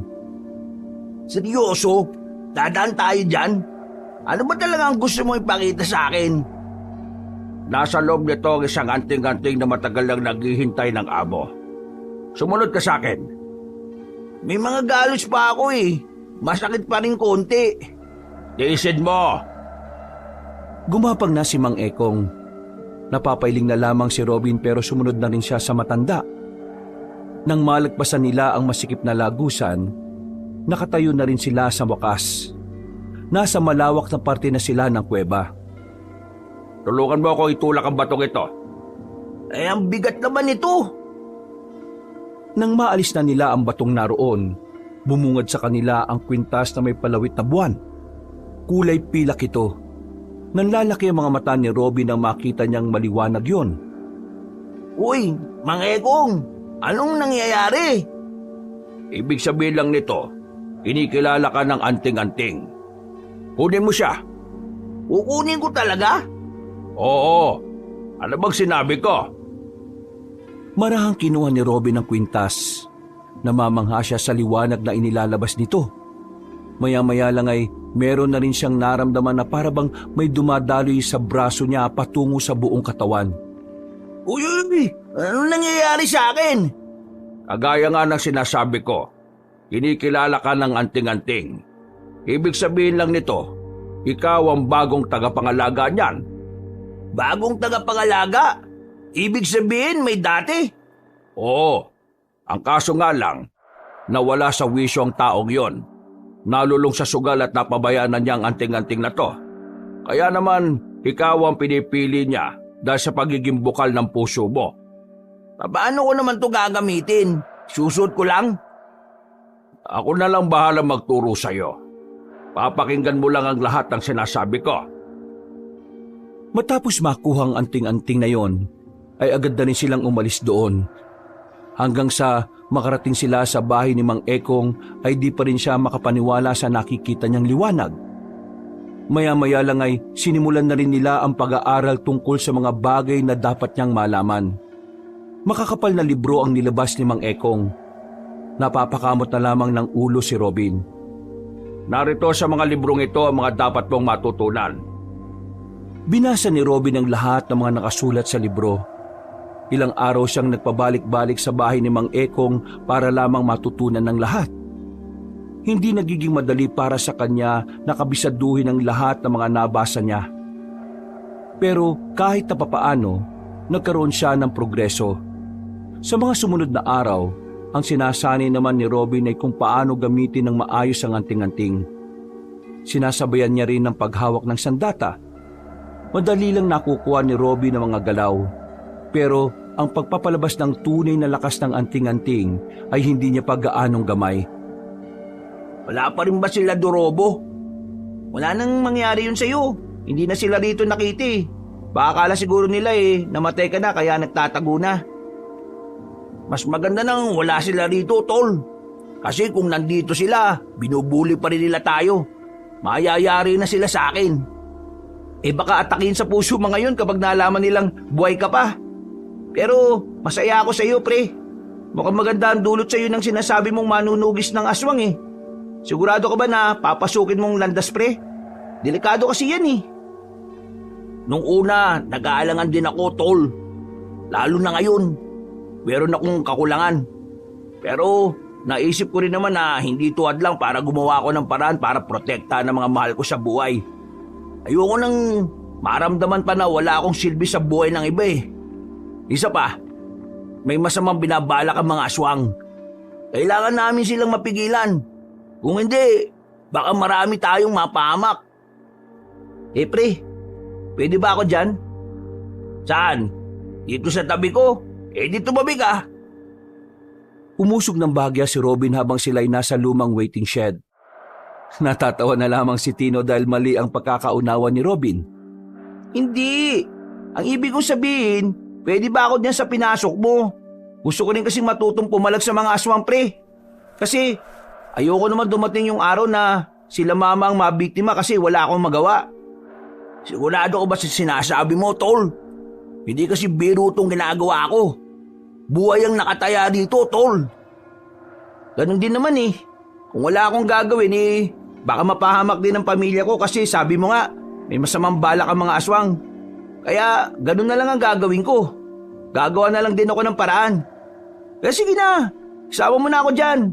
Gagawin ko lahat para lang matuto. Kung ganon, sumama ka sa akin ngayon. Paano lola mo? Nagpaalam naman na ako sa kanya Naaalis ako ngayong araw. Isa pa, pupunta naman siya mamaya kay Mr. Smith Napapasin ko nga pala, pre. Yung lola mo parang may gusto kay Mr. Smith Hayaan mo silang matatanda naman na sila Siya nga pala, tol. Anong sabi ni boss sa akin? Ilang araw na ako hindi nakakapasok Sabi niya, naghanap na rin muna siya ng kapalit natin.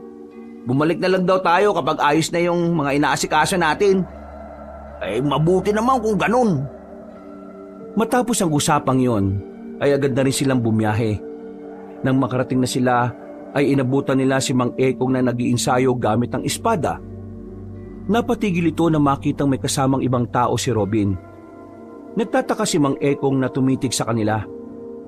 Kaibigan ko, siya lang yung nakakalam ng lahat ng ginagawa ko rito. Gusto niyang sumali sa ginagawa ko. Pwede ba siya? Magandang hapon po. Ako po si Tino. Agaya ni Robin, meron din akong pamilya na gustong protektahan. Gusto ko po sana na sumali para magkaroon ako ng kaalaman kung paano kakalabanin yung mga aswang na yon. Gusto mo sumali? Bakit? Tayo mo bang magsakripisyo para sa iba at hindi lang para sa pamilya mo? Para ho sa iba? Baka akala mo na ang pagiging manunugis o antingero para lang maprotektahan mo ang pamilya mo. Ito ay para mapigilan ang mga aswang para maprotektahan naman ang nakararami. Ngayon, gusto kong ulitin ang tanong ko sa iyo. Kaya mo bang mamatay para sa iba? Sandaling napaisip si Tino. Hindi nito inaasahan ang tanong na yon. Kaya nung una, hindi rin nito alam ang isasagot. Inakbayan siya ni Robin. Tumingin ito nang nakangiti sa kanya. Pamilya rin ang una kong inspirasyon kaya ako ito pinasok. Pero nung maunawaan kong panganib na maaaring gawin ng mga aswang na yon, saka ako naintindihan na kailangan din pala ako ng ibang tao, tol. Isipin mo na lang kung ano ang mangyayari sa oras na ang pamilya mo lang ang nakaligtas sa gulo, habang ang iba ay namatay. Hindi mo naman ako kailangan konsensyahin, pre. Kasi buo naman na loob ko Kaya ko magbuwis ng buhay para sa ibang tao. Hindi ako takot mamatay para sa nakakarami. Kung ganyan naman pala, wala tayong problema. Kunin mo ang isang itak na naroon sa pinto at lalabanan mo ko. Ha?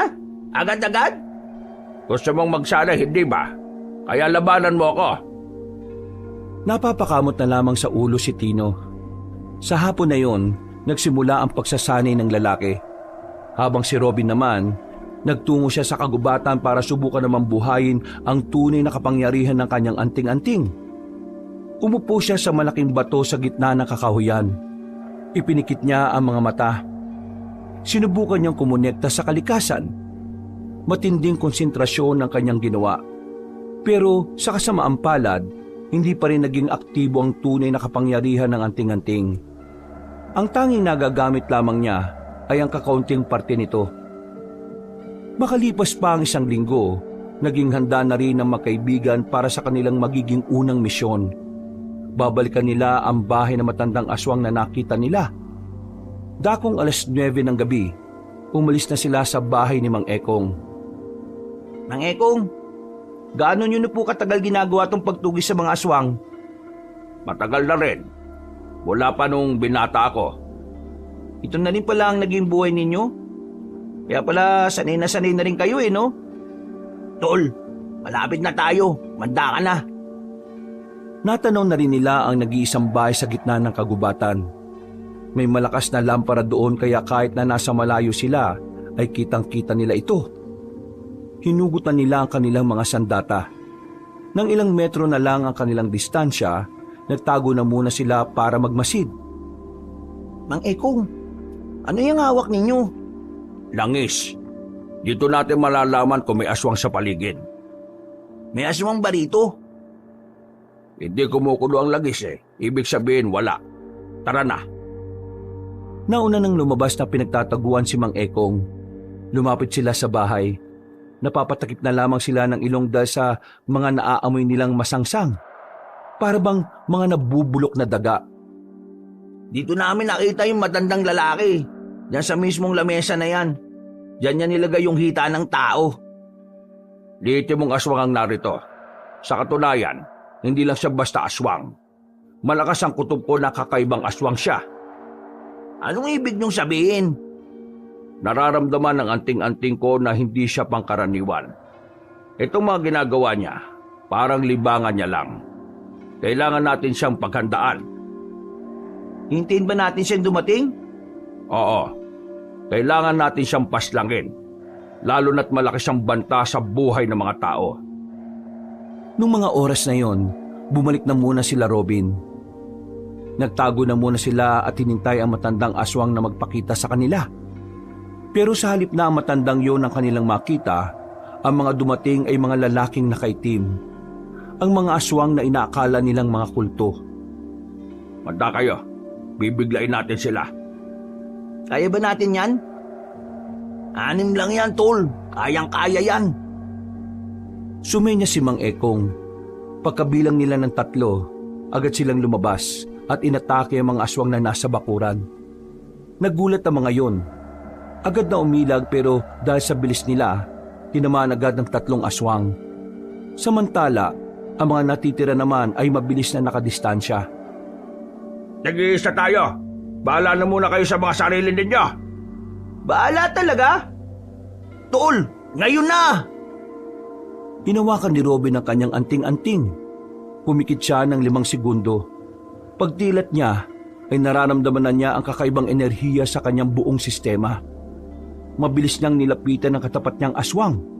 Sinubukan siya nitong patamaan ng mahahaba nitong kuko pero hindi yun nagtagumpay.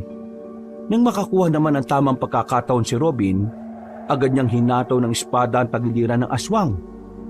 Pagdistansya nito ay nilapitan niya ulit at saka itinarak ang espada sa dibdib nito. Matapos siyang paslangin ng kanyang kaharap, nakita niyang napaslang na rin ni Tino ang kalaban nito. Si Mang Ekong naman ay ganun din. Sus! Sisiw lang naman pala to, Mang Ekong. Huwag ka masyado matuwa. Ito mga nakalaban natin ay wala pa sa kalingkingan ng mga malalakas na aswang. Tama si Mang Ekong. Kung natatandaan mo yung mga nabasa mo sa libro, ang mga tiktik ang pinakamababang uri ng aswang, tol. Tiktik pa lang ang mga ito. Saka ka matuwa kapag nakapatay ka na ng gabunan. Ano naman ang gagawin natin ngayon? Mukhang nakaramdam ang sinasabi niyong matanda na narito. Kaya susunugin na lang natin ang bahay na ito. Sumang-ayon naman ang 2 binata. Mga ilang sandali lang ay siniliban na nila ang bahay. Kasamang nasunog doon ng mga nakaimbak na katawan ng tao. Pati na rin ang ilang kagamitan na di umano ay ginagamit sa pangyayanggaw. Puntahan naman natin yung sinasabi niyo kung saan niyo nakita yung parada ng aswang. Diretsuin lang natin tong daan na to. May makikita tayong kalsada dyan. Tinumbok nila ang direksyon na sinasabi ni Robin. Ilang minuto lang, narating na nga nila ang kalsada. Pero sa pagkakataong ito, ay wala naman silang nakitang kahit na ano. Walang aswang, walang kahit kaunting bakas. Kaya ang ginawa nila, naglakad-lakad pa sila sa lugar na yon. Inabot na sila ng 2 oras. Wala pa rin silang napala. Umuwi na muna sila sa gilid. Nanigarilyo na muna si Mang Ekong habang ang 2 binata naman ay inilabas muna ang baon nilang suman. Nakakagutom din pala tong ganitong trabaho no? Mas magandang nagugutom ka pa. Kaysa naman hindi mo na maranasan magutom kasi patay ka na.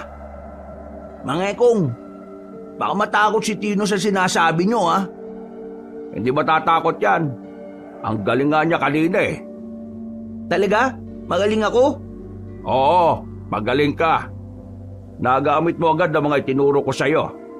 Pero huwag ka masyadong emosyonal kapag nakikipaglabang ka ha. Doon ka pwedeng madali. Nakakabanis kasi yung mga aswang kanini. Ang baho ng hininga, nakatapat pa sa mukha ko. Mang Ekong, sa tingin mo, gaano karaming aswang ang makakalaban natin? Marami. Magkakaibang angkan. Pero sa pagkakaalam ko, isa lang naman ang pinuno nila. Hindi naman sa naduduwag ako ha, pero kakayanin ba natin sila? Hanggat nasa atin ang anting-anting, walang problema. Paano naman ako? Wala naman akong anting-anting. Kakayanin mo yan. Kailangan mo lang masanay. Pero dapat handa ka rin kapag namatay ka na. Ito talaga si Mang Ekong, lagi akong tinatakot. Napangisi na lang ang matandang lalaki kay Tino. Mga nasa 10 minuto rin ang kanilang pagpapahinga. Maya-maya lang ay nagpatuloy na rin sila. Pero hindi na nila nahanap pa ang mga aswang. Pati na rin ang matandang kanilang hinahanap ay wala na rin. Napagdesisyonan na lamang muna nilang umuwi. Nang sa ganon ay nagkaroon sila ng maayos na pagpapahinga. Pumasok na kayong dalawa sa loob at matulog na kayo. Hindi dapat kayo nagpupuyat. Ikaw Mang Ekong, hindi ka ba matutulog? Matutulog na rin ako maya-maya. Magpapahagin lang muna ako. Mukhang malalim ang iniisip nyo ah. Hindi naman. Inuubos ko lang tong sigarilyo. Sige na, pumasok na kayo sa loob. Tumango na lamang si Robin at Tino. Makatabi sila sa papag. Paghiga nila ay saka lamang nawala ang kanilang antok. Pareho nilang naalala ang mga kaganapan habang kinakalaban nila ang aswang. Hindi pa rin makapaniwala si Robin na kinaya niyang makapas lang ng ganong kabangis na nilalang. Dahil dito, unti-unting tumaas ang kanyang moral. Hindi na niya pinapansin ang kakulangan niya sa katawan. Para bang pakiramdam niya, pinanganak na siyang kumpleto dahil sa nagawa niyang pakikipaglaban. Hanggang ngayon, nagpapasalamat pa rin ako kasi buhay ka. Ano ka ba, tol? Halos 2 linggo na yun. Hindi ka pa rin ba makamove on? Buwang ka ba? Akala mo ba nakatulog ako noon? Isip ako ng isip kung anong nangyari sa'yo, no? Sinubukan ko nga makapagsumbong sa mga pulis pero di rin naman ako inintindi. Pakiramdam ko kaya noon, wala akong kwenta. Sus, wag mo nga sabihin niyan, tol. Wala ka namang kasalanan sa nangyari. Kaya kita unang pinatakas kasi ayaw ko rin naman na mapahama ka. Tapos na yun, kalimutan mo na yun. Ang mahalaga, buhay ka at magkasama na tayo ulit.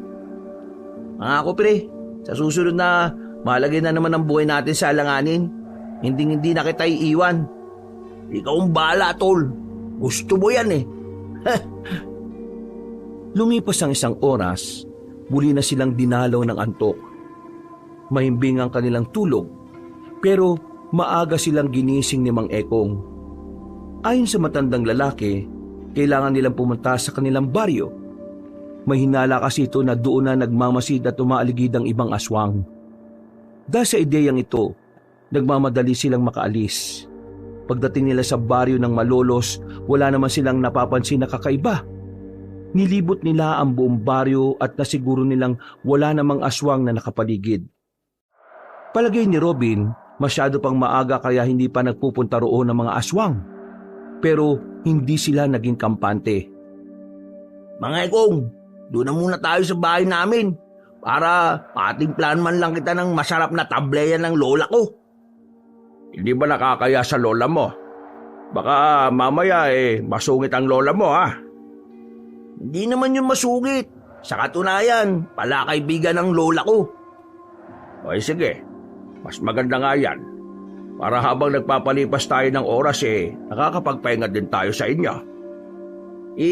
Sasabihin na rin ba natin ang tungkol sa pagiging manunugis natin? Wag na muna, tol. Pag-aalala lang si lola. Pagdating nila sa bahay, saktong naabutan nila ang matandang babae na nagluluto. Napatingin ito sa kanila. Ngumiti ito kay Robin at agad na lumapit. Buti naman at natapos na rin ang pamumundok ninyo. Nagsikain na ba kayo? Nagluluto ko ng nilagang baboy. Hindi pa ako kumakain la. Saktong-sakto. Ang bango ng niluluto nyo, Aling Pasita. Nararamdaman ko kasi na darating kayo kaya nakapagluto ako. Teka, sino pala itong kasama ninyo? Siya nga pala la. Ito nga pala si Mang Ekong. Siya yung kasama naming mamundok. Magandang araw sa iyo. Pagtingin nila Robin sa matandang lalaki, nakita nilang nakatulala na lamang ito sa mukha ni Aling Pasita. Hindi nila alam kung bakit, kaya ang ginawa ni Tino ay tinapik ito sa balikat. Uy, Mang Ekong, kinakausap ka ni Aling Pasita. Oo, maganda ka sa araw. Ibig ko sabihin magandang araw din sa iyo. Halika na kayo. Pasok na. Luto na rin naman itong nilaga. Mang Ekong, ayos lang po ba kayo? Oo naman. Ayos lang naman ako. Mang Ekong, umamin ka nga. Nabigani ka ba kay Aling Pasita? Uy, para kang si Ratol. Kitang-kita naman pre. Itong si Mang Ekong, betang lola mo. Naku, love triangle lang dating nito. Anong pinagsasabi mo dyan, tol? Hindi mo ba talaga nahalata? May gusto si Mr. Smith sa lola mo. Sino naman si Mr. Smith? Siya yung boss namin sa panadirya. Isang kano. Naku, matinding katunggali mo, Mang Ekong. Gwapo yun, tapos mabait. Tol, para kang timang. Tigil mo nga yan, baka marinig ka pa ni Lola dyan. Ano ba ang pinagbubulong-bulungan nyo dyan, hay? Pumasok na kayo dito at inihanda ko na yung hapagkainan. Agad na rin silang pumasok sa loob. Bago sila magsimula, isang bisita ang dumating.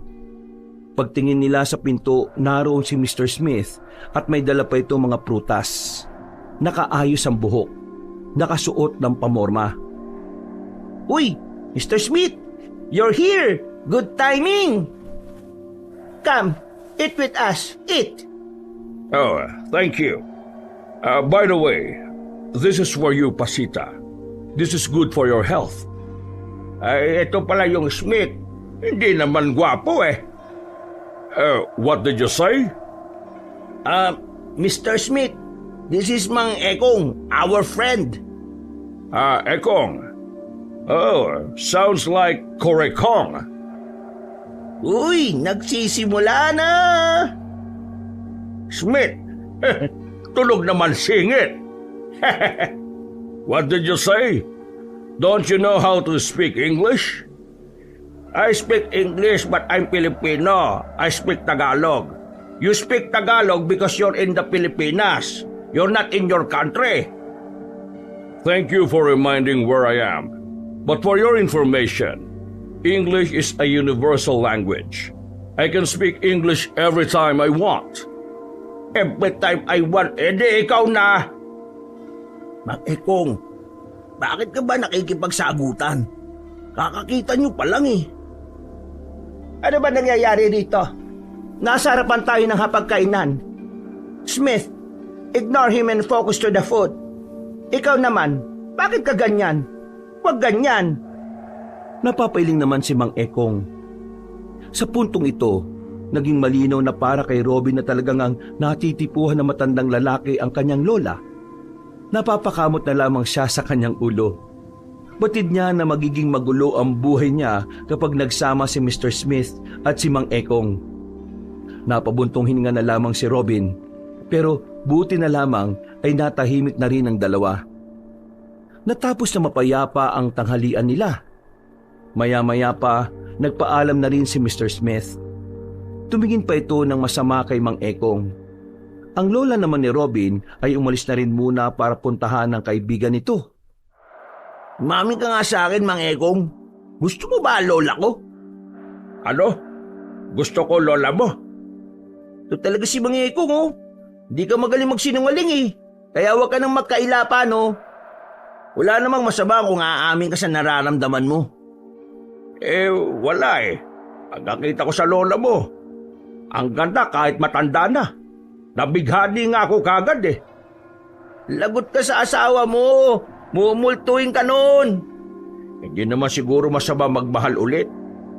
Magmahal ulit? Mahal mo kaagad lola ko? Malay natin. Mortal mong kanibal dyan si Mr. Smith. Naku, ano kayang magandang pamagat nito? Ang dalawang bubuyog ng isang bulaklak. Ayos! Hindi na lamang pinagbigyan tuon ni Robin ang love triangle na matatanda. Dahil nang sumapit na ang kinahapunan, dito na muling naging seryoso ang lahat. Bago sumapit ang kinagabihan, muli nilang nilibot ang buong baryo. Nagmasid-masid sila sa mga taong naroroon. Lahat ng mga mukhang hindi pamilyar sa dalawang binata ay binabantayan nila. Sa kasagsagan ng kanilang paglilibot, bigla nilang nakasalubong ang grupo ni Dorobo. Nawala ang ngiti ng mga iyon nang makita si Robin. Nanlalaki ang kanilang mga mata. Hindi makapaniwalang nasa harapan ng taong inisip nilang patay na. O ano? Gulat kayo, no? Teka, patay ka na, di ba? Oo, patay na ako. At itong nasa harapan mo ngayon ay isa na lamang multo. Tinatarantado mo ba ako? Ito bang loko-lokong ito ang nambubuli sa inyo? Oo, siya nga ho, Mang Ekong. Lumapit si Mang Ekong kay Dorobo. Nagulat na lamang si Robin at Tino nang biglang sampalin ni Mang Ekong ang lalaki. Sa lakas ng pagkakasampal, ay napatras si Dorobo at nasalo ng mga kasama nito. Rico, siraulo ka ba, tanda ka? Sinintok ni Dorobo si Mang Ekong, pero nagawa lang itong ilaga na matandang manunugis. Sinuntok uli nito si Dorobo sa panga na dahilan ng pagkahilo nito. Hindi mo na mabubuli itong dalawang to. Yan ang tandaan mo. Tatandaan ko ang araw na to. May araw ka rin sa akin, tanda. Pati ikaw, Robin. Tutuluyan kitang burahin sa mundong ito. Kung nabuhay ka sa ginawa namin, sa puntong ito hindi na. Sisiguraduhin ko yan. Hindi na ako natatakot sa mga sinasabi mo. Kaya kung ayaw mo mabugbog ka ng matandang nasa harapan mo, umalis na lang kayo. Masama ang tingin sa kanya ni Dorobo. Pero umalis na lang din ang mga yon kaysa masaktan pa si Mang Ekong. Sa ginawang yon ng matandang lalaki ay bumilibang dalawang binata. Ngayon lang sila nakakita na matanda na ganun kalakas ang suntok. Matagal-tagal na rin akong hindi nakasuntok ah. Masaya pala. Natatawa na lamang ito. Maya-maya pa pinagpatuloy na rin nila ang kanilang paglilibot. Nang mapadaan sila sa isang abandonadong simbahan sa bandang dulo ng Baryo Malolos, hindi kumukulo ang langis na dala. Pero nagiging aktibo ang daladala nilang mga anting-anting.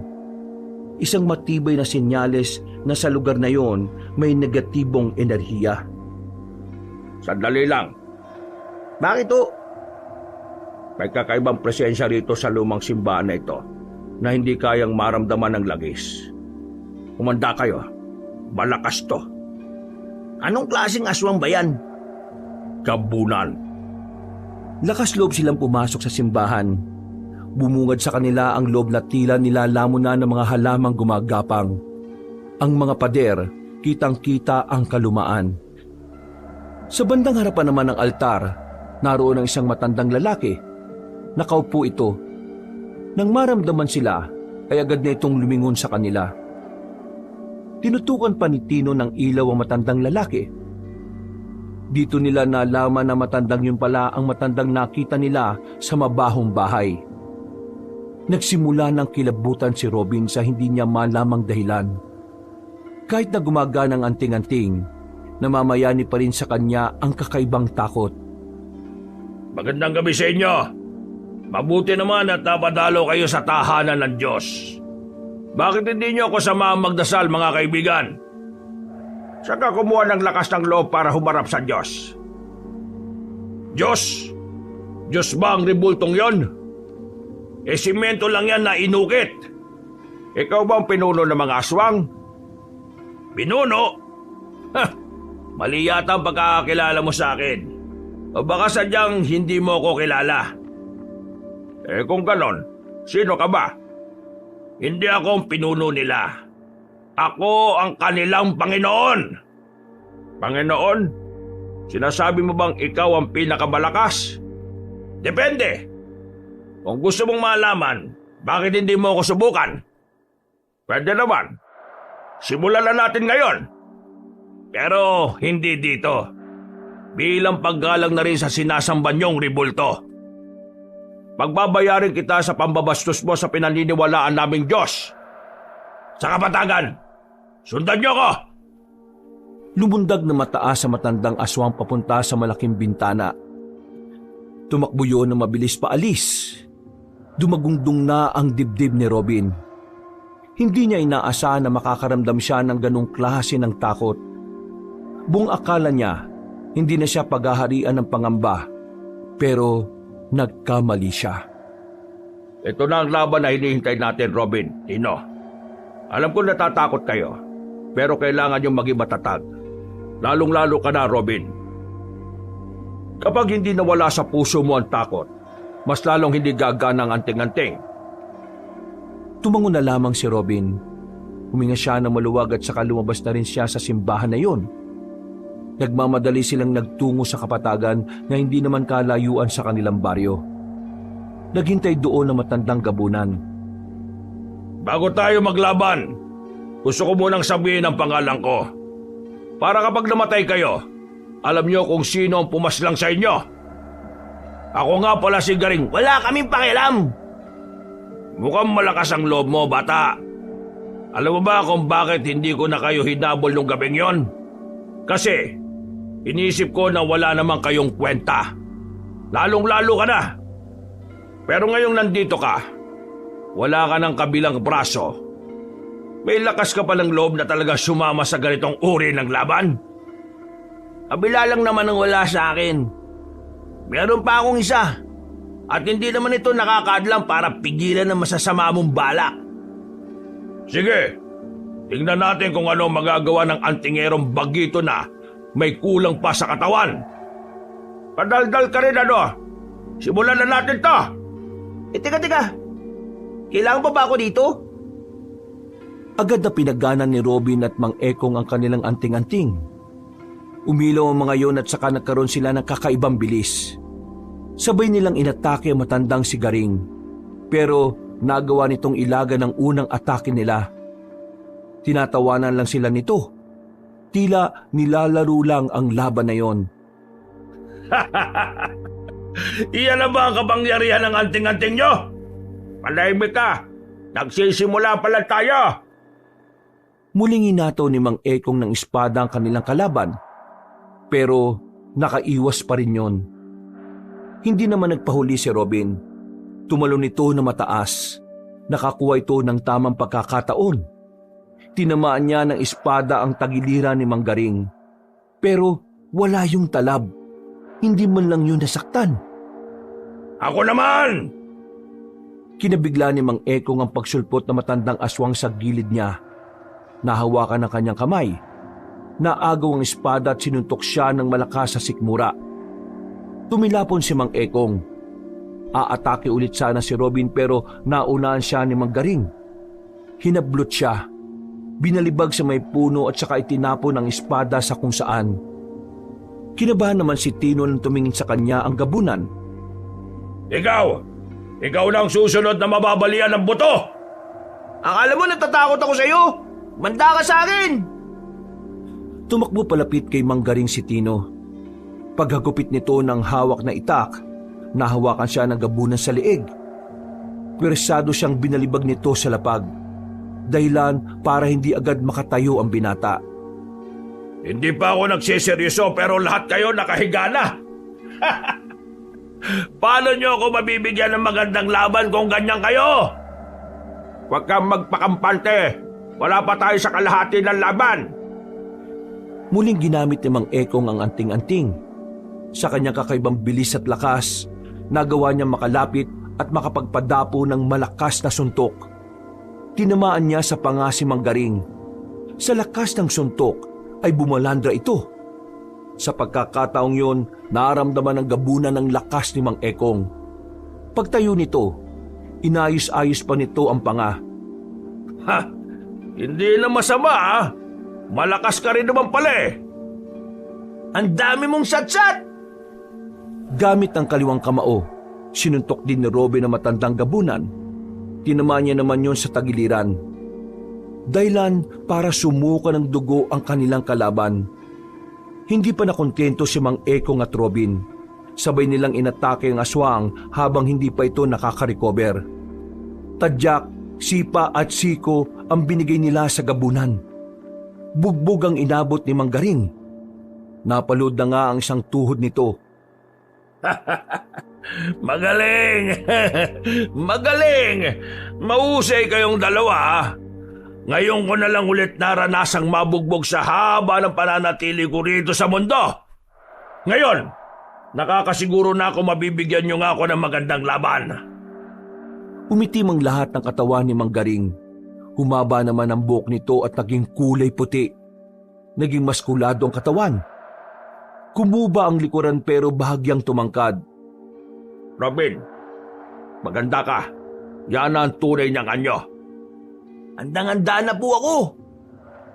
Muling umilaw ang kanilang anting-anting. Ramdam na ni Robin ang enerhiyang dumadaloy sa kanyang mga ugat. Maya-maya pa, nagpatuloy na nga ang laban. Umatake ang gabunan. Sa sandaling ito, naramdaman nila na mas lumalakas ito kumpara kanina. Tila nawala ng saysay ang bugbog na ginawa nila dahil muli itong lumakas. Ayan na! Hindi na nabantayan pa ni Robin ang galaw ng kanilang kalaban. Naramdaman na lamang nila ang mabigat na kamao sa kanyang tagiliran. Dahilan para mamilipit siya sa sakit. Buti na lang talaga, suot niya ang anting-anting kaya nagagawa niya pang makabangon. Agad na dumistansya si Robin. Bigla na lang siyang hiningal ng dahil sa nangyayari. Habang si Mang Ekong naman, sinusubukang patamaan ang kanilang kalaban. Ang kaso nga lang, tila kalkulado na ni Mang Garing ang kanilang mga galaw. Pahihirapan ko kayo hanggang sa magmakawa na kayo para sa mga buhay ninyo! Nahuli ni Mang Garing si Mang Ekong. Pagsuntok ng gabunan sa balakang ni Mang Ekong ay narinig nila ang paglagutok ng buto. Naapasigaw na lamang si Mang Ekong. Bumagsak agad ito sa lapag at ininda ang pagkabali ng kanyang balakang. Ano? Matanda ka na nga! Kaunting sagi lang nabalian ka na. Mukhang wala naman ako mapapala sa'yo Kailangan ko na yatang ito ng atensyon ko sa lalaking ito. Humarap si Mang Garing kay Robin. Naramdaman ni Robin ang nabubuhay na kaba sa kanyang dibdib. Pero pinipilit niyang alisin yon sa kanyang kalooban. Muli siyang nagsagawa ng matinding konsentrasyon. Hanggang sa mga oras na yon, kakaunting parte pa lang ng anting-anting ang nagagamit niya. Hindi niya pa rin nailalabas ang pinakakapangyarihan nito. Paglingon ni Robin sa kanan niya, nakita niyang naroon na bigla ang kalaban niya. Alerto siya sa mga sandaling ito, kaya matagumpay niyang naiwasan ang suntok ni Mang Garing. Pero hindi siya naging kampante. Pinag-aralan niya ang bawat galaw ng gabunan. Pero nahihirapan pa rin siya. Pabago-bago kasi ang estilo ni Mang Garing. Wala ka na bang ibang gagawin kundi umiwas? Mag-iingat ka, Robin! Nababasa niya ang mga galaw mo! Si Robin naman ang umatake. Magkakasunod na suntok ang kanyang ginawa pero tinatawanan lang siya ni Mang Garing. Umiilag-ilag lang din ito sa kanya. Kaya ang ginawa ni Robin, bigla na lamang siyang huminto. Nagtaka naman ang gabunan kung bakit. Nang mawala sa depensa si Mang Garing, saka siya lumapit ulit. Naging matagumpay ang pagsira niya sa konsentrasyon ng kanyang kalaban. Isang malakas na suntok ang kanyang ginawa. Pinadapo niya yun sa dibdib ni Mang Garing. Yun ang naging dahilan kung bakit napagtanto ni Robin na kaya niyang talunin ang aswang na yon. Nakita niya kasing nasaktan si Mang Garing sa ginawa niya. Anong problema? Bakit bigla ka yatang nagseryoso? Hindi ba masakit ang ginawa ko? Gusto mo bang dagdagan ko? Eto ba? Hindi nakailag si Mang Garing sa sunod niyang suntok. Tinamaan niya sa kaliwang panga ang gabunan. Tumilapon yun at bumulandra. Isang kamay lang ang panunto ko pero siguradong mabubura ka sa mundo. Bumangon si Mang Garing. Inayos-ayos nito ang panga nito. Bagya itong nawawala ng balanse dahil sa ginawa ni Robin. Pero ang ipinagtataka ng binata ay kung bakit nagagawa pa rin tumawa ng matandang gabunan. Bakit? Ano nakakatuwa? Natatawa ako, alam mo kung bakit? Kasi napagtanto ko na yun na pala ang pinakamalakas mong atake. Sa sinabing yun ni Robin, tila nagkaroon din siya ng pagkabahala. Napagtanto niya rin na parang hindi na niya kayang gumawa pa ng mas malakas na suntok. At dahil doon, tila nagkaroon na naman siya ng pag-aalinlangan. Sa isang iglap, nabago ang kanyang moral. Buhay pa rin ako kahit yun ang pinakamalakas mo. Alam mo ba ang ibig sabihin nun? Kahit malakas ang suntok mo, hindi ako mamamatay. Ibig sabihin lang nito, mahina ka pa rin. Huwag kang makikinig sa kanya, Robin. Sinisira lang niya ang mentalidad mo. Ginugulo ka niya. Mag-focus ka. Huwag kang magpapadala sa mga sinasabi niya. Kahit anong gawin mo, isa ka pa rin nilalang na may kulang sa katawan. Kaya kahit na kailan, hindi mo matatalo ang mga nilalang na kompleto. Huwag ka mag-alala. Puputulin ko na rin ang kabilang braso mo para pantay na. Total, wala rin namang silbi yan. Manahimik ka! Di ako naniniwala sa mga sinasabi mo. Kayang-kaya kitang paslangin ngayon din. Nagulat na lamang si Manggaring nang mabilis na nakalapit sa harapan niya si Robin. Isang malakas na suntok na naman ang pinakawala ng binata. Sa puntong ito, napahiga na si Manggaring, namimilipit sa sakit. Si Robin naman, agad na kinuha ang espada ni Mang Ekong. Sa puntong ito, handa sana niyang tapusin ang kanyang kalaban, ang kaso nga lang, isang putok ng baril ang narinig nila. Tinamaan ng bala si Robin, at ang balang yon ay nanggaling mula kay Dorobo na nasa gilid. Sa balikat ni Robin bumaon ang balang yon, dahilan para mawalan siya ng porma. Sinabi ko naman sa'yo, di ba? Makakabawi rin ako sa'yo. Pero uunahin muna kita kasi visit na visit ako sa'yo. Itigil mo na to. Hindi mo alam ang ginagawa mo. Hayaan mo akong tapusin ng aswang na yan. Aswagin mo ang mukha mo. Patay na yan, kaya ikaw naman ay susunod ko. Hindi to tungkol sa idwaan nating dalawa. Tungkol ito sa kapayapaan ng lahat. Umalis ka dyan. Wala akong pakialam sa sinasabi mo. Papatay na kita ngayon. Nang idikit na ni Dorobo ang daliri sa gatilyo, naramdaman na lamang nito na bumangon si Manggaring sa likuran. Akmang sasakmalin sana si Dorobo pero mabilis itong tinulak ni Robin. Kaya ang nangyari, si Robin ang nadali ng kagat. Natapyas ang kaliwang balikat niya, habang ang kanang balikat naman ay may tama naman ng bala. Sa mga pagkakataong ito, bumaliktad na naman ang ihip ng hangin. Nakabangon muli si Manggaring. Tila bigla itong nabuhayan. Ikaw, anong pangalan mo? Aswang ka? Tinatanong kita. Sige, lumapit ka. Babarilin kita.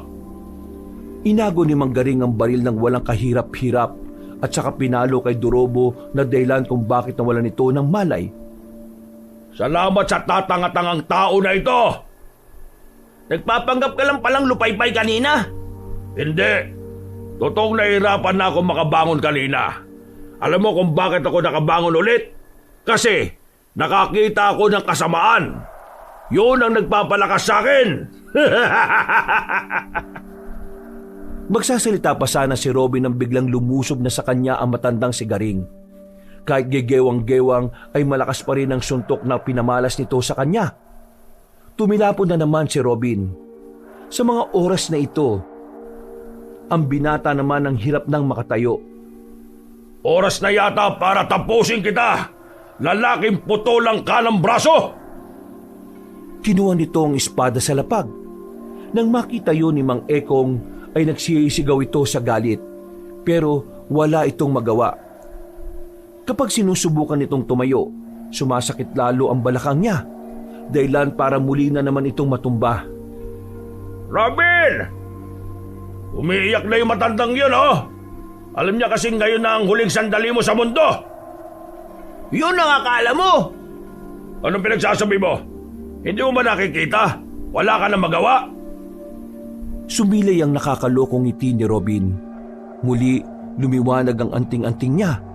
Pero mas malakas ang liwanag na inilabas nito sa pagkakataong ito. Nang mawala na ang liwanag, nagulat na lamang si Manggaring nang makatayo na ulit si Robin. Sa wakas, naintindihan ko na rin kung ano ang tunay na lakas ng anting-anting ko. Kailangan ko lang pala talagang maniwala na kaya ko. Ha? Paano nga? Hindi na nagsayang ng pagkakataon si Robin.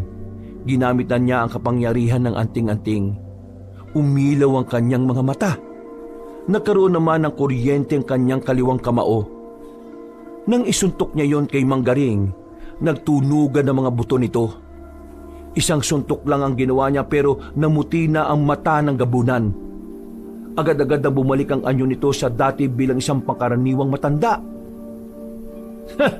Isang suntok ka lang pala gabunan eh. Nagawa mo, Robin! Nagawa mo! Nilapitan ni Robin si Mang Ekong.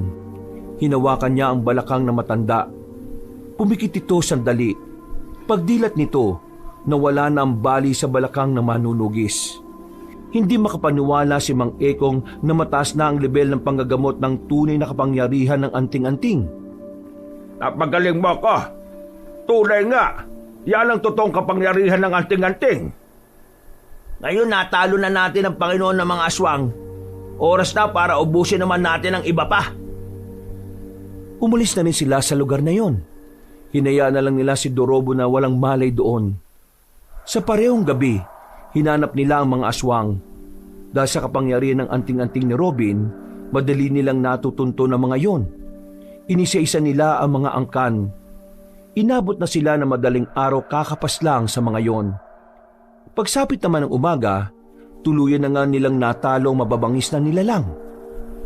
Lumipas ang 2 linggo. Nakarecover na rin sila sa mga nangyari. Wala na ang mga aswang. Wala nang problema. Ang tanging iniisip na lamang ni Robin ay ang 3 matatanda. Do you like my pasita? Are you serious? You're a stranger. Then now, you're here saying that you like my pasita? May pasita ka dyan. Hindi pa kayo, no? Kaya may pag-asa pa ako. Mr. Smith, sorry, my bet is Mang Ekong.